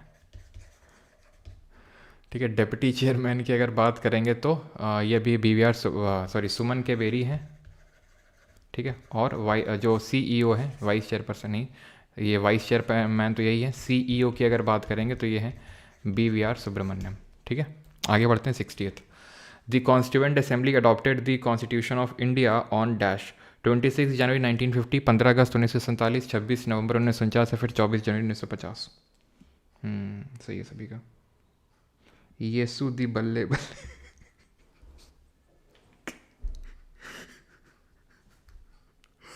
बस बेटा हो गया, येसु दी बल्ले बल्ले। मतलब रीलें चल रही हैं कुंभ की, ये प्रयागराज है ना, गाना करके अक्षय कुमार को दिखाया जाएगा, टाइगर श्रॉफ को। भाई वो नहीं होता एक्चुअल में, जाओगे ना, जो भीड़ के साथ होता है वो है एक्चुअल में रियलिटी। वो ऊपर से दिखा दिया ड्रोन से और लाइटें जल रही हैं, वो सिर्फ ऊपर से देखने में अच्छा लगता है। अंदर तो भाई साहब इतनी भगदड़ मची है, जबकि इतना अरेंजमेंट करने के बावजूद भी, क्यों? क्योंकि सबको वहीं नहाना है अब। The constituent assembly adopted the constitution of India on, तो कब अडॉप्ट किया गया था? ये 26 नवंबर 1949, और एनफोर्स कब हुआ था? 26 जनवरी 1950। इसको भी हम डिस्कस कर ही चुके हैं वैसे तो, ठीक है, पहले भी। 24 जनवरी 1950 को क्या हुआ था? नेशनल एंथम और नेशनल सॉन्ग को क्या किया गया था? इसको किया गया था adopt by the constituent assembly. 61। अच्छा ये बताओ आर्टिकल नंबर 61 में क्या है? Article 61, as enshrined in article 168 of the constitution there are two houses of the legislature of state, one shall be known as dash and the other known as legislative assembly. तो एक होगा legislative council और एक होगा legislative assembly. 168 और legislative council का जो creation और एबॉलिशन है वो 169 में, और कितने स्टेट में है? कमेंट करके बताइए जल्दी से। 61 में क्या है? इम्पीचमेंट ऑफ प्रेसिडेंट, यानी कि राष्ट्रपति का महाभियोग दिया है वॉयलेशन ऑफ कॉन्स्टिट्यूशन के ग्राउंड में। लेजिस्लेटिव काउंसिल की अगर बात करेंगे तो कबूतम, ठीक है, कबूतम। कर्नाटक, आंध्रा, बिहार, उत्तर प्रदेश, तेलंगाना और महाराष्ट्र, इन 6 राज्यों में आपको लेजिस्लेटिव काउंसिल देखने को मिलेगी। आर्टिकल नंबर 170 में क्या दिया हुआ है? आपका लेजिस्लेटिव असेंबली का कॉम्पोजिशन, और 171 में दिया हुआ है लेजिस्लेटिव काउंसिल का कॉम्पोजिशन। यहाँ पर सर कॉम्पोजिशन नहीं, 169 में यहाँ पर ये दिया हुआ है कि क्रिएशन और एबॉलिशन। यहाँ पर एलए का कॉम्पोजिशन और यहाँ पर एलसी का कॉम्पोजिशन दिया हुआ है। एलसी में जब हम बात करते हैं तो कितने मेंबर कहाँ से इलेक्ट और नॉमिनेट होकर आते हैं, तो आपको पता होना चाहिए कि 1/3, इस तरह से ना को पढ़ा था 1/3, देन आपका 1/12, देन आपका 1/12 और बच गया 1/6। तो 1/3 आपके इलेक्टेड होते हैं, ठीक है, तो 1/3 इलेक्टेड होते हैं लेजिस्लेटिव असेंबली से। 1/3 इलेक्टेड होते हैं चुन के आएंगे लोकल बॉडीज़ से, जैसे कि म्यूनिसिपैलिटी वगैरह से, ठीक है, लोकल बॉडीज़ वाले चुन के भेजेंगे। 1/12 आपके इलेक्ट होंगे जो ग्रेजुएट्स हैं एटलीस्ट 3 साल के। 1/12 जो टीचर्स हैं एटलीस्ट प्राइमरी लेवल से ऊपर के, वो चुन के भेजेंगे। 1/6 जो बच गए, ठीक है, 1/16 नहीं 1/6 बचेगा, ठीक है, तो जो 1/6 हैं आपके 1/6 ये नॉमिनेट होके आएंगे, गवर्नर नॉमिनेट करेगा इनको, नॉमिनेटेड बाय गवर्नर, ठीक है, नॉमिनेटेड बाय गवर्नर। किस फील्ड में? लिसैस और कोऑपरेटिव सोसाइटी, ठीक है, literature, science, art, social service और cooperative society. Clear? Which of the following part of the constitution deals with union and its territory, तो कौन सा पार्ट है जो यूनियन और टेरिटरी से डील करता है? पार्ट 1 ये डील करता है आपका, ठीक है। पार्ट 2 किससे डील करता है? सिटीजनशिप से, नागरिकता से, ठीक है। पार्ट 1 की अगर बात करेंगे तो आर्टिकल नंबर 1 से 4 के बीच में इसके बारे में दिया हुआ है। 1 बात करता है यूनियन एंड इट्स टेरिटरी, 2 बात करता है कि इसकी एस्टैब्लिशमेंट ऑफ न्यू स्टेट, 3 बात करता है फॉर्मेशन ऑफ न्यू स्टेट, और 4 बात करता है कि 2 और 3 के तहत जो भी आप चेंज करेंगे उसको आर्टिकल नंबर 368 के तहत अमेंडमेंट यानी कि संविधान में संशोधन डील नहीं किया जाएगा, नहीं माना जाएगा। सिटीजनशिप की अगर बात करेंगे तो इसके प्रोविजन आर्टिकल नंबर 5 से लेकर 11 के बीच में दिए हुए हैं। पार्ट नंबर 3 में फंडामेंटल राइट, पार्ट 4 में आपके डीपीएसपी दिया हुआ है। In India with in the legislative branch are dash the houses of parliament, Bharat में विधायी शाखा के अंतर्गत कितने सदन आते हैं? तो आपको ही पता है लेजिस्लेटिव ब्रांच में आपके 2 हाउसेज आते हैं, जैसे कि यूनियन के केस में आता है आपका राज्यसभा और लोकसभा, स्टेट के केस में आता है लेजिस्लेटिव काउंसिल और लेजिस्लेटिव असेंबली। लेकिन सारे राज्यों में, अब ये क्योंकि बात हो रही पार्लियामेंट की तो इसलिए 2 ही होगा, लेकिन जब हम स्टेट की बात करते हैं तो हमारे सिर्फ 6 ही ऐसे राज्य हैं जहाँ पर लेजिस्लेटिव काउंसिल है, इसलिए सिर्फ 6 ही राज्य हैं जो कि बाई कैमरल लेजिस्लेचर होल्ड करते हैं। बाकी सब में क्या है? बाकी सब में यूनिकैमरल लेजिस्लेचर है। According to the Indian constitution how many organs are there in the government of India? कितने ऑर्गन्स हैं? 3 हैं, लेजिस्लेटिव, एग्जीक्यूटिव और जुडिशरी, ठीक है। तो option number C. What is the term used to describe the ability of the constitution to adapt and grow over time to meet the changing needs of society? तो ये जो हमारे constitution की खासियत है कि अपने हिसाब से चेंज कर लेना जैसे टाइम की ज़रूरत पड़े, तो ये क्या है? क्वाज़ाई फेडरल है, इम्यूटेबल है, रिजिड है या फिर फ्लेक्सिबल है? तो इसको बोलते हैं कि ये फ्लेक्सिबल है कॉन्स्टिट्यूशन। क्वाज़ाई फेडरल तो ये चीज़ कुछ हुई नहीं, क्वाज़ाई फेडरल का मतलब होता है कि आधा अधूरा फेडरल टाइप, ठीक है। फ्लेक्सिबल है हमारा कॉन्स्टिट्यूशन, ठीक। आगे है 66। In India the dash is the legislative branch of governance, it is in charge of formulating the laws. तो हम आपको पता है 3 ऑर्गन हैं गवर्नमेंट के, एक तो लेजिस्लेचर है, जुडिशरी, एग्जीक्यूटिव और जुडिशरी है, ठीक है। तो उसमें जो लेजिस्लेटिव ब्रांच है उसमें कौन आता है? आपका पार्लियामेंट आता है, पार्लियामेंट लेजिस्लेट करता है। The attorney general of for India shall hold office during the pleasure of, तो किसके प्लेजर तक ऑफिस होल्ड करता है? बड़ा आसान है, प्रेसिडेंट ऑफ इंडिया। अब सारे क्वेश्चन बड़े आराम से कर सकते हैं। वाइस प्रेसिडेंट के बारे में देखते हैं of India. Serve as the ex officio chairman of which legislative body, तो किस लेजिस्लेटिव बॉडी का चेयरमैन के तौर पे एक्ट करता है? तो आंसर क्या होगा? राज्यसभा। ठीक है,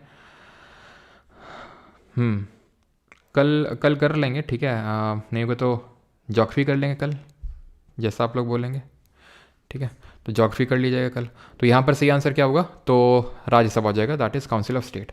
अगर हम आर्टिकल्स की बात कर लें तो आर्टिकल 63 से लेकर 72 तक के इसके बारे में दिया हुआ है, या फिर 71 तक के इसके बारे में दिया हुआ है। 63 ये वाइस प्रेसिडेंट ऑफ इंडिया के बारे में बात करता है कि there shall be a vice president of India. पहले वाइस प्रेसिडेंट कौन थे जरा बताएंगे, करंट में कौन है? 64 बात करता है ये एक्स ऑफिशियो चेयरपर्सन होगा। ठीक है, एक्स ऑफिशियो, जो ये पीछे क्वेश्चन पूछ रहा था वो यही था कि एक्स ऑफिशियल चेयरमैन कौन होता है राज्यसभा का, तो वाइस प्रेसिडेंट होता है। 64 के अलावा ध्यान रखना एक आर्टिकल 89 है, वो भी इसकी बात करता है ना। तो ये एक्स ऑफिशियल चेयरमैन होता है, जो वाइस प्रेसिडेंट होता है राज्यसभा का। 65 की अगर बात करेंगे तो vice president to act as president, जब कोई वैकेंसी क्रिएट हो जाएगी तो उस केस में वाइस प्रेसिडेंट के तौर पे एक्ट करेगा। 66 में अगर बात करेंगे तो ये है आपका इलेक्शन ऑफ वाइस प्रेसिडेंट। कैसे होता है? अगेन वही proportional representation plus single transferable vote. और कौन वाइस प्रेसिडेंट के इलेक्शन में पार्टिसिपेट करता है ये भी बताएंगे, और कौन प्रेसिडेंट के इलेक्शन में पार्टिसिपेट करता है। 67 की अगर बात करेंगे तो इसमें टर्म दिया हुआ है, टर्म 5 साल का होता है। 68 की बात करेंगे तो time of holding election to fill the vacancy of vice president. 69 की अगर बात करेंगे तो ओथ है, ओथ कौन दिलाएगा इसको, शपथ कौन दिलाएगा वाइस प्रेसिडेंट को, जरा बताओ। 70 की अगर बात करेंगे तो डिस्चार्ज ऑफ प्रेसिडेंट फंक्शन। ठीक है, in other contingency, discharge of function of president. ठीक है, इन अदर कंटिजेंसी, बाकी अगर कुछ मैटर हो गया तो उस केस में जो है उसके फंक्शन को डिस्चार्ज करेगा ये। ठीक है, और 71 में क्या दिया हुआ है? 71 में कि कोई भी मैटर जो कि प्रेसिडेंट और वाइस प्रेसिडेंट के इलेक्शन से संबंधित होगा वो सिर्फ और सिर्फ देश का सुप्रीम कोर्ट ही देखेगा। इलेक्शन ऑफ वाइस प्रेसिडेंट में all member of parliament participate करते हैं। ऑल मेंबर का मतलब हुआ इलेक्टेड भी, नॉमिनेटेड भी। मेंबर ऑफ पार्लियामेंट मतलब लोकसभा के भी मेंबर, राज्यसभा के भी। यही लोग जो हैं रिमूव करते हैं किसको? प्रेसिडेंट को। लेकिन जब प्रेसिडेंट के इलेक्शन की बात आती है, प्रेसिडेंट के इलेक्शन की, तो उसमें सिर्फ इलेक्टेड लोग हिस्सा लेते हैं, नॉमिनेटेड नहीं। और इलेक्टेड कौन? इलेक्टेड एमपीज़ भी और इलेक्टेड एमएलए भी। ये ध्यान रखना, एमएलए लोग भी प्रेसिडेंट के इलेक्शन में हिस्सा लेते हैं लेकिन उसके रिमूवल में हिस्सा नहीं लेते हैं। ठीक है, ये चीज़ ध्यान रखनी। और नॉमिनेटेड लोग यहाँ पर हिस्सा नहीं लेते हैं लेकिन रिमूवल में लेते हैं। और क्या पूछा था क्वेश्चन? और क्या क्वेश्चन पूछा था? चलो आगे बढ़ते हैं अभी।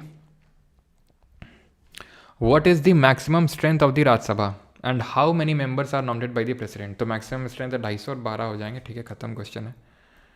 Constitution limit the power of government in many ways the most, और इसको ही हम बोलते हैं कॉन्स्टिट्यूशनलिज्म। कॉन्स्टिट्यूशनलिज्म क्या होता है? जहाँ पर कॉन्स्टिट्यूशन जो है लिमिट करता है गवर्नमेंट की पावर को, इसी को कॉन्स्टिट्यूशनलिज्म बोलते हैं। ठीक है, the most common way of limiting the power of government is to specify certain dash that all of us possess as citizens and which no government can ever be allowed to violate। तो किस तरह से government, जो constitution है वो government की power पर restriction put कर सकता है?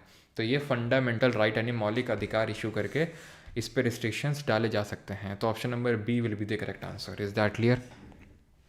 DPSP in the Indian constitution aim to create a, भारतीय संविधान में राज्य नीति के निर्देशक सिद्धांत ये क्या इस्टेब्लिश करना चाहते हैं? Totalitarian state, welfare state. Option number B. When the office of chairman and council of state is vacant, chairman of the council of state, मैंने कि जब सिंपली अगर हम देखें तो पूछ रहा है कि वाइस प्रेसिडेंट का जब ऑफिस वैकेंट हुआ तो देन उसकी duties shall be perform by which of the following. तो उसकी ड्यूटी कौन परफॉर्म करेगा? सिंपल सी बात है यार, वाइस चेयरपर्सन करेगा, डिप्टी चेयरमैन करेगा। The Indian parliament comprises of, तो इंडियन पार्लियामेंट में क्या आता है? तो इंडियन पार्लियामेंट में दोनों हाउसेज आते हैं और प्रेसिडेंट आता है आपका, president and 2 houses. Option number A. The dash has the power to summon and prorogue the either house of the parliament और टू डिसॉल्व द लोकसभा। किस पर्टिकुलर आर्टिकल में ये जरा बताएंगे?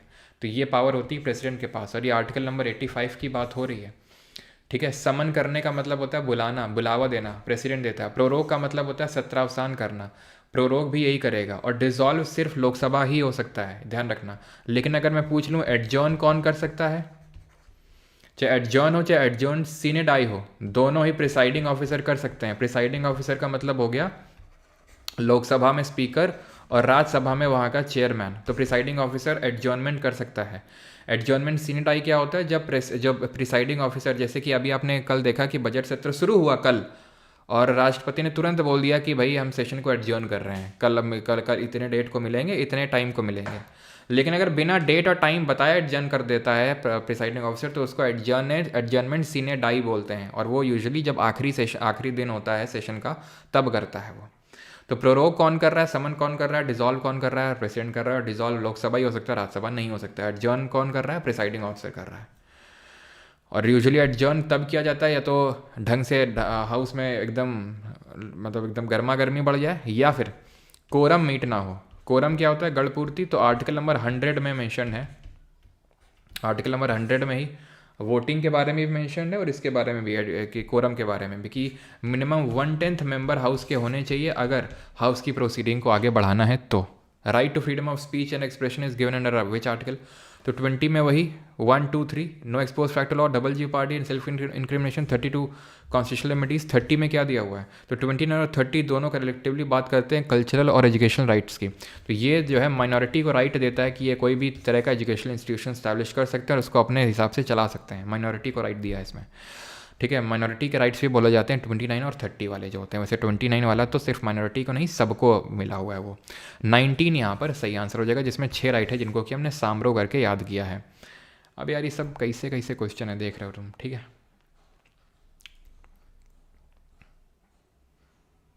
अभी मैं क्वेश्चन करवा नहीं पाऊंगा यार, ठीक है, क्योंकि सब वही रिपीटेड क्वेश्चन है। ये आप खुद से करेंगे, जो मुझे लगेगा तो मैं करवा दूंगा।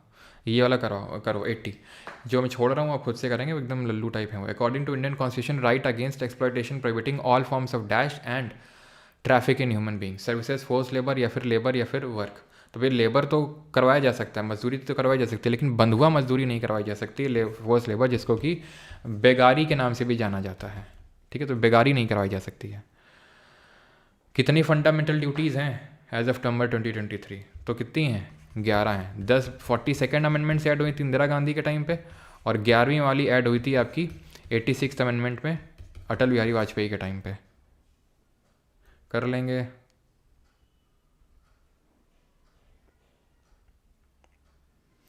ये भी यार करवाया ही हुआ भी। कौन सा आर्टिकल है इलेक्शन कमीशन ऑफ इंडिया से, बताओ जल्दी। तो अभी हमने पढ़ा था पार्ट नंबर 15 इलेक्शन कमीशन, 324 से 329 खत्म है क्वेश्चन, ठीक है। और पार्ट नंबर जो 14 है ना, पार्ट नंबर 14, इसमें दिया हुआ है पब्लिक सर्विस कमीशन, यूपीएससी भी दिया है, स्टेट पीएससी भी है, और ठीक है ये सब दिया हुआ है इसमें। ये 315 से 323 है, ठीक है, पार्ट 14 है ये। इंडियन पार्लियामेंट से कौन सा आर्टिकल डील करता है, तो देखो जो पार्ट नंबर 5 है, अभी मैंने बताया था उसमें 5 चैप्टर हैं, ठीक है, चैप्टर 1, 2, 3, 4, 5, राइट। अब क्या क्या दिया हुआ है वो समझ लो। तो चैप्टर 1 जो है ना, अब ये जो आपका पार्ट नंबर 5 है, ये शुरू होता है आपका आर्टिकल नंबर 52 से, जाता कहाँ तक है, 151 तक जाता है ये। अब सबसे पहले तो चैप्टर नंबर 1 में दिया हुआ है यूनियन एग्जीक्यूटिव के बारे में। जब हम बात करते हैं यूनियन एग्जीक्यूटिव, तो इसका मतलब ये होता है कि इसमें प्रेसिडेंट आता है, वाइस प्रेसिडेंट आता है, इसमें आपका ये क्या बोलते हैं, प्राइम मिनिस्टर आता है, उसकी काउंसिल ऑफ मिनिस्टर आती है जिसका वो हेड होता है, और अटॉर्नी जनरल आता है, ठीक है। तो ये आपका आर्टिकल नंबर 52 से लेकर आर्टिकल नंबर 77 तक है, ठीक है, सॉरी 78 तक है, बिकॉज 78 में क्या दिया हुआ जरा बताओ, 78 में 2 में अगर बात करेंगे तो ये है पार्लियामेंट के बारे में। चैप्टर नंबर 2 जो है पार्ट नंबर 5 का, वो पार्लियामेंट के बारे में बात करता है, 79 से लेकर 122।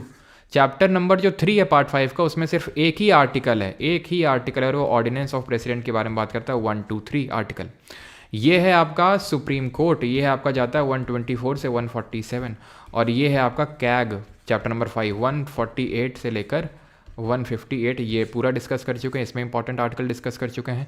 ये वाला 123 तो ऑर्डिनेंस यानी कि अध्यादेश, जब लोकसभा या राज्यसभा या दोनों सदन में नहीं होंगे तो उस केस में प्रेसिडेंट जो है लॉ बना सकता है, कानून बना सकता है। 78 क्या है, इसमें ड्यूटीज़ हैं प्राइम मिनिस्टर की, जो हमने देखा था कि लिंच पिन ऑफ गवर्नमेंट के तौर पर ऐड करता है। 77 में क्या है, कंडक्ट ऑफ बिजनेस के बारे में दिया हुआ है, ध्यान रखना पीछे ही बताया था कंडक्ट ऑफ बिजनेस। 76 देख चुके हैं, 75 74 सब कुछ देख चुके हैं, ठीक है। तो यहाँ पर पार्लियामेंट आपका ऑप्शन नंबर ए कर लोगे। India also known as Bharat, यानी India that is Bharat shall be आ, या आर्टिकल नंबर 1 में लिखा है शैल बी आ व्हाट। और जरा बताओ गवर्नर का ऑर्डिनेंस किस में दिया हुआ है, गवर्नर का ऑर्डिनेंस मेकिंग पावर किस में दिया हुआ है, तो shall be a union of state, ये लिखा हुआ है। गवर्नर का ऑर्डिनेंस या तो रटा हुआ होना चाहिए 2 1 3, या तो 1 2 3, 2 को इधर करो 1 को इधर करो, या फिर 90 ऐड कर दो। पता है ना 110 के बाद मनी बिल के बाद 90 ऐड करना होता है। जरा कमेंट करके बताओ who certifies a bill as money bill, who certifies a bill as money bill, बताओ जल्दी से। According to part number 4A of the Constitution, who is a parent or a guardian has a duty to provide opportunity for education to his child or as the case may be ward for the age of, तो किस as के बच्चों को education provide करने का यहाँ पर duty दिया है 51A सब क्लॉज के। तो हु सर्टिफाइज, तो it is certified by speaker of Lok Sabha. इसका पूरा तुमको प्रोसीजर पता होना चाहिए। प्रोसीजर किस में दिया हुआ है, मनी बिल का प्रोसीजर किस आर्टिकल में दिया हुआ है बताएंगे जल्दी से। तो प्रोसीजर ये होता है कि लोकसभा में ही पहली बात तो ये बिल आ सकता है, राज्यसभा में नहीं आ सकता है। राज्यसभा के पास इसमें सिर्फ रिकमेंडेटरी पावर होती है, अमेंडिंग पावर नहीं होती है, यानी कि इसमें रिकमेंडेटरी, ठीक है, इसमें आपका अमेंडमेंट नहीं कर सकता है। लोकसभा के से राज्यसभा में जाएगा तो उसके पास 14 दिन की मोहलत होती है कि उस पर रिस्पॉन्ड कर दे, नहीं करेगा तो मान लिया जाएगा कि वैसे ही पास कर दिया प्रेसिडेंट के हाथ में। और अगर कुछ बोलना है तो बोल सकता है, वो लोकसभा के ऊपर माने या ना माने, ठीक है। और ये जो 110 लिख रहे हैं ना, सब के सब गलत हैं, प्रोसीजर 109 में है। आर्टिकल नंबर 110 जो लिख रहा है इसमें डेफिनीशन है मनी बिल की, ध्यान रखना इस चीज़ को, इसमें धन विधेयक का डेफिनेशन। और प्रेसिडेंट को के पास इसमें कौन सा वीटो पावर नहीं होता है। और मनी बिल को लाने से पहले प्रायर रिकमेंडेशन लेनी होती है प्रेसिडेंट की, प्रायर रिकमेंडेशन लेनी होती है प्रेसिडेंट की। और क्योंकि इसकी प्रायर रिकमेंडेशन ली है तो इसी बिल को लौटा नहीं सकता है, ये रिटर्न नहीं कर सकता है, यानी कि सस्पेंसिव वीटो नहीं होता है इस केस में। पॉकेट एब्सोल्यूट वीटो का मतलब होता है बिल मना कर देना एसेंट देने से कि हम नहीं दे पाएंगे सहमति, इसका मतलब होता है लौटा देना। पॉकेट वीटो का मतलब होता है अनियमित काल के लिए, इनडेफिनिट पीरियड के लिए पॉकेट में रख लेना। कोई टाइम पीरियड तो स्पेसिफाई है नहीं प्रेसिडेंट के लिए कि भाई आप इसको इतने टाइम के लिए रख सकते हो, तो कब इतने टाइम के लिए भी रख सकता है। ज्ञानी जैल सिंह, ये पहले एक ही बार हुआ है कि किसी इंडियन प्रेसिडेंट ने पॉकेट वीटो का यूज़ किया, ज्ञानी जैल सिंह रहे हैं ये। इन्होंने 1986 में जो आपका आया था इंडियन पोस्टल अमेंडमेंट बिल, उसको उन्होंने पॉकेट कर लिया था। 6 से 14 साल तक के बच्चों को एजुकेशन प्रोवाइड करने का प्रावधान है। There is a council of minister with the prime minister as its head to aid and advice the, तो किसको एडवाइस करना होता है, तो ये एडवाइस देना होता है प्रेसिडेंट को, option number A. The constitution guarantees universal adult franchise for all it's, तो यूनिवर्सल एडल्ट फ्रेंचाइज का मतलब होता है कि हर 18+ वोट कर सकता है, वोटिंग राइट्स होते हैं। कमेंट करके बताओ किस अमेंडमेंट से वोटिंग एज को डिक्रीज़ किया गया था फ्रॉम 21 to 18, तो सारे सिटीजन्स को, ठीक है, टैक्स पेयर्स नहीं, कायदे से होना तो टैक्स पेयर को ही चाहिए, है ना, वोटिंग राइट नहीं लगता तुमको, तो टैक्स भी ज़्यादा आएगा। होता ही है ना कि अभी इकोनॉमिक सर्वे में ही आया है कि जितने भी वोटर्स हैं उसका सिर्फ और सिर्फ 2.3% ही लोग टैक्स पे करते हैं। ये आंकड़ा 2015 में 5% था, जो कि कोई ज़्यादा नहीं था, कम ही था काफ़ी, और वो घट के 2.3% हो चुका है। आप खुद देखिए, जैसे फॉर एग्जांपल, ठीक है, जैसे मान लो कि कोई टैक्स पे करता है, जैसे मान लो आप टैक्स पे करते हो, ठीक है, आप प्रॉपर टैक्स दे रहे हो, लेकिन आपको कुछ भी स्पेशल ऐसा सुविधा ही नहीं है, कुछ भी स्पेशल नहीं है, तो फिर आप तो सोचोगे ना यार कोई स्पेशल है ही नहीं, सर्विसेज वो युगांडा वाली मिल रही, तो हम क्यों करें। मतलब 2 फैक्टर होते हैं, जैसे कि फॉर एग्जांपल मैं टैक्स पे कर रहा हूँ तो मैं एक्सपेक्ट करूँगा कि यार ठीक है यार मेरा देश ग्रो कर रहा है, मतलब अच्छी सड़कें, अच्छा सारी चीज़ें, तो ठीक है, एक तो ये हो गया जो कि अच्छी सोच है ना। चलो अब थोड़ा संकुचित हो जाते हैं कि यार मेरे लिए तो कुछ हो ही नहीं रहा, ठीक है, मेरे लिए तो कुछ हो ही नहीं रहा है, तो एक तो मतलब टैक्स पेयर्स के लिए कुछ नहीं हो रहा, और इन जनरल भी ज़्यादा कुछ कि भाई यहाँ सर्विसेज बहुत अच्छी मिल रही हैं, कभी ब्रिज गिर रहे हैं, ठीक है, नेता अपना मौज काट रहे हैं पूरा, तो किसके पैसे से काट रहे हैं, टैक्स पेयर से। तो टैक्स पेयर क्यों टैक्स देना चाहेगा फिर, है कि नहीं। और फिर आपको टैक्स रेट बढ़ानी पड़ेंगे।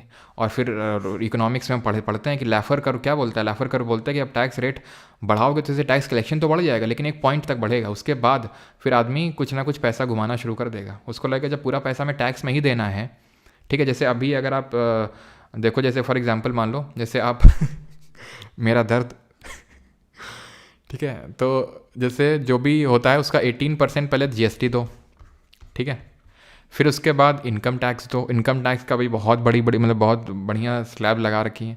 तो मतलब ये होता है कि ठीक है यार देश का बढ़िया हो रखा है, मतलब रोड बढ़िया है, सारी चीज़ें बढ़िया हैं, तो एक प्राउड फीलिंग भी आता है कि यार देश ग्रो हो रहा है। लेकिन जब कुछ होता नहीं ना तो फिर दिक्कत लगती है। और सोचो पहले होता था यूएसए के टाइम पे, ठीक है, एक्चुअल में इकोनॉमिक सर्वे में इस चीज़ को कोट भी किया गया है कि जो कंट्रीज़ डेमोक्रेटिक नहीं है उनमें ज़्यादा हमें बढ़िया डेवलपमेंट देखने को मिलता है। क्यों? जैसे यूएसए में अगर बात करें तो यूएसए में इनिशियली बहुत सालों तक ऐसे यूनिवर्सल हेल्थ फ्रेंचाइज नहीं था। वहाँ पे जो लोग टैक्स भरते हैं और जो गोरे लोग हैं सिर्फ उन्हीं को क्या अलाउड था, वोटिंग राइट अलाउड था। अब सोच लो जैसे मान लो ये पॉलिटिशियन खड़े हुए, ठीक है, तो ये किसके भले की बात करेंगे? भाई टैक्स पेयर के भले की बात करेंगे। अब आज हमारे यहाँ पे क्या है, आज हमारे यहाँ टैक्स पेयर की कोई बात नहीं करना चाहता। हमारे यहाँ क्या है कि हम औरतों को 1,000 रुपये दे देंगे, हम साधुओं को 15,000 रुपये दे देंगे। क्यों? क्योंकि भीड़ है ना, भीड़ वोट देगी। टैक्स पे करने वाली तो 2.3% है। बाकी की जो आपकी 97.7% जो जनता है वो तो नॉन टैक्स पेयर है, तो आप उसको टारगेट करोगे ना। तो फिर ये कैसे आपका मतलब ये ग्रो होगा? सिंपल सी बात है। और यूएसए में क्या किया, यूएसए में पहले जो टैक्स पेयर्स थे उनको वो किया, तो उनका वहाँ पे क्या हुआ, उनका ग्रोथ हुआ। जब उनका ग्रोथ हुआ तो उन्होंने इंडस्ट्रीज़ वगैरह स्टैब्लिश करी, तो ओवरऑल कंट्री का ग्रोथ हुआ, ठीक है। लेकिन खैर आगे बढ़ते हैं।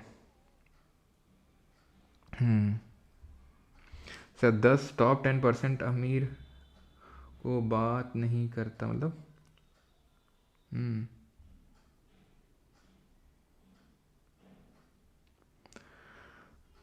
taxes like UK, services like Somalia. हाँ, the directive principle of state policy DPSP in the Indian Constitution are primarily aimed at achieving. तो भाई जो DPSP वो क्या चीज़ अचीव करना चाहती हैं? तो वो सोशल और इकोनॉमिक जस्टिस अचीव करना चाहती हैं। जो फंडामेंटल राइट्स है ना वो आपका पॉलिटिकल जस्टिस अचीव करना चाहते हैं, ठीक है। Political justice.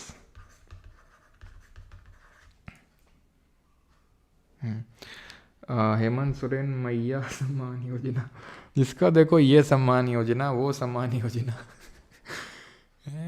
पता नहीं क्या लगा रखा। अभी यहीं पे समझ लो जहाँ मैं रहता हूँ, ठीक है भाई साहब, लाइट अभी आ नहीं रही है पिछले हफ्ते भर में, ठीक है। जो भी कारण हो, सुबह 10 बजे लाइट चली जाती है, शाम को आ रही 5 बजे। एक दिन तो सुबह 10 बजे चली, रात को 9 बजे लाइट आई तो ये क्या फ़ायदा मेरे टैक्स भरने का? कुछ तो होना चाहिए ना, कि टैक्स भी भर रहे हैं, सब कुछ कर रहे हैं, लेकिन सर्विसेज क्या मिल रही हैं? लाइट है पूरे पूरे दिन आ नहीं रही है। To abide by the constitution and respect its ideal and institutions the national flag. मतलब लाइट यहाँ पे ये हाल है कि कटी हुई है, ठीक है, सुबह 10 बजे से अभी तक आई नहीं है लाइट। कई बार तो ऐसा होता है सुबह को जाती है शाम को आती है। इससे अच्छा लगता है कि चला गाँव में शिफ्ट हो जाए फिर तो it is a dash mention in the Indian constitution. Economic duties, fundamental rights, DPSP या फिर फंडामेंटल ड्यूटीज़। तो ये क्या है हमारा national flag, national anthem, article number 51A sub clause A, ठीक है। Fundamental duty option number D। हमारे यहाँ तो पूरे दिन नहीं रहती। अच्छा, according to Indian constitution the right to protection of life and personal liberty क्या है? ये आपका आर्टिकल नंबर कौन सा, जल्दी से बताओ, फंडामेंटल राइट का 21, ठीक है। 21A में एजुकेशन है। 99 और dash government governs the with in the bounds established by constitutional law and citizen right. एक किस तरह की गवर्नमेंट होती है, कौन सी सरकार होती है जो संवैधानिक कानून और नागरिकों के अधिकार द्वारा स्थापित सीमाओं के भीतर शासन करती है? Democratic government, option number C। And the 100th question ये रहा, which of the following articles constitution is related to the fundamental duties. तो ये आप बता देंगे फंडामेंटल ड्यूटी का कौन सा आर्टिकल है। काफ़ी टफ क्वेश्चन है। चलो थैंक यू। बिल भरने के बाद भी यही होता है। हाँ यार क्या ही करोगे। अब देख लो पॉलिटिशियन लड़े लड़े मरे जा रहे हैं। यमुना के पानी में तुमने जहर घोल दिया, हमने तो नहीं घोला जहर, देखो हम पी के दिखाते हैं अभी। ये पानी अमित शाह के लिए, ये राहुल गांधी के लिए ये इनके लिए, पी के दिखा दो तो जाने। मतलब जैसे नहीं छोटे बच्चे लाइव लड़ते हैं, लड़ रहे हैं आपस में, ठीक है। ये देश का कुछ नहीं होने वाला है, मैं बता रहा हूँ कुछ नहीं होगा। मुझे 2014 में ऐसी उम्मीद लगी थी कि भाई अच्छे दिन तो आएंगे ठीक है, कि अभी तक घोटाले हो रहे थे, कोयला घोटाला, 2G स्कैम, अब अच्छे दिन आएंगे, लेकिन आई वॉज रॉन्ग अभी तक तो नहीं है, आगे का पता नहीं। और अभी किसी पार्टी से मेरी उम्मीद भी नहीं है कि भाई कोई कुछ ना कर पाएगा। सभी लाडला भाई और लाडला भाऊ ही करेंगे, जितने हैं सबके सब, सारे मिलके पागल बना रहे। आगे आप समझ जाओ ठीक है।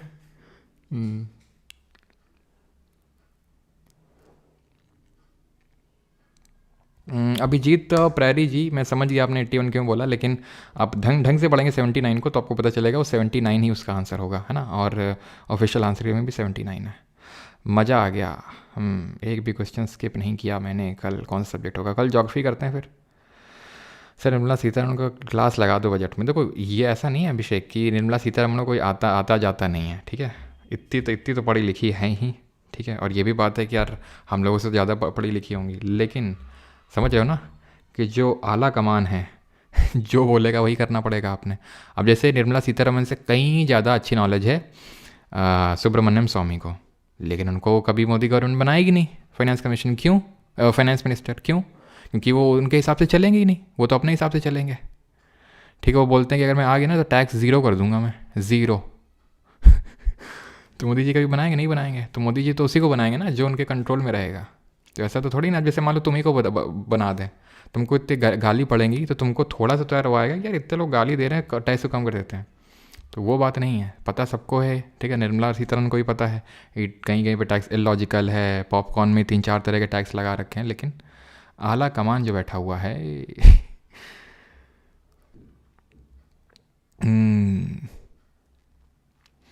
आज बिहार को भर दिया बजट में इलेक्शन के कारण। बजट पे चर्चा करेंगे हम लोग अभी, है ना।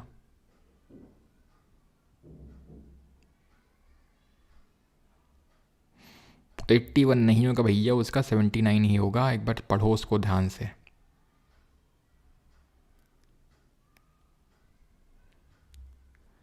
सारी पॉलिटिकल पार्टी से विश्वास उठ गया, सही बता रहे हैं। पहले होता था कि भाई ये सही है ना। बीच में आम आदमी पार्टी, अगर याद हो 2000 आई थिंक 13 के टाइम में, 13-14 के टाइम पे ऐसा कुछ टाइम था, ठीक है। तब ऐसा लगता था ये अब पार्टी आएगी ये बदल देगी सब कुछ फिर ऐसा लगा अब बीजेपी आएगी ये बदल देगी सब कुछ। कुछ ना होने वाला, थोड़ा बहुत बस चेंज होता है, लेकिन जो सिग्निफिकेंट लेवल का जो हम लोग पढ़ते हैं ना, सिंगापुर में ये चेंज हो गया, यूएई ये बदल, वो टाइप इंडिया में नहीं होने वाला है। क्योंकि उसका सबसे जो कोर रीज़न है ना वो जनता ही है ठीक है। जनता ही अगर ढंग की चीज़ डिमांड नहीं करेगी तो जो नेता है वो ढंग की चीज़ देंगे कहाँ से?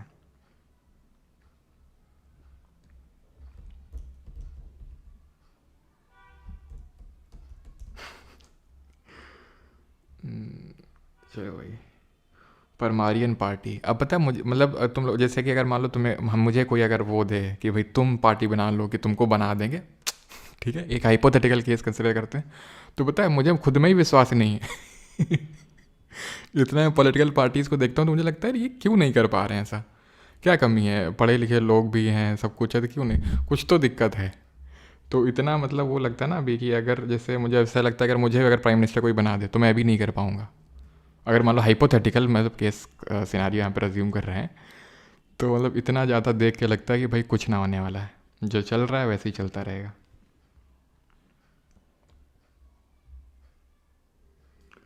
I will vote for you sir. अच्छा चलो भाई, वोटिंग क्या, कुछ ज़्यादा ही बातें हो गई, ठीक है, और कोई दिल पे नहीं लेगा, हाँ तो ये पीडीएफ आपको परमार एसएससी टेलीग्राम पे मिल जाएगा। कल ज्योग्राफी करते हैं हम लोग, ठीक है। अरे यार 2 बार ये एससी बटन प्रेस हो गया, सारा कुछ चला गया, सारा कुछ चला गया यार। जब भी ये ज़्यादा बातों में इन्वॉल्व हो जाओ तो सब कुछ चला जाता है यार। ये 2 बार ये एससी बटन गलती से प्रेस हो गया। अब अगर किसी ने स्क्रीनशॉट लिए हों तो प्लीज़ यार स्क्रीनशॉट लेके भेज देना पीडीएफ इस वाले नंबर पे, ठीक है। स्क्रीनशॉट जिसने भी लिए हों या फिर आगे पढ़ेगा और पढ़ के अगर स्क्रीनशॉट लेगा तो प्लीज़ पीडीएफ बना के इसमें भेज देना, ठीक है। ये वाले नंबर पे प्लीज़ आप भेज देना, ये वाले व्हाट्सएप पे, ठीक है। करते हैं कल ज्योग्राफी कर्म करने जाता हूँ कांड हो जाता है। बात तो सही है, लगता ही नहीं पॉलिटिशियंस का काम है ये। सब ने मिल के जो है डिलीट करा, क्योंकि सबकी बुराई करी ना अपन लोगों ने आज, तो सब ने जो है मिल के काम किया। ये बदला लेंगे हम, ठीक है, पार्टी बनाएंगे पार्टी बनाएंगे हम लोग, ठीक है। वोट करोगे ना मेरे लिए? मेरी दुआ लगी है सर, आपने मेरा कमेंट नहीं देखा। अच्छा अच्छा, दुआ लगी बद्दुआ लगी है।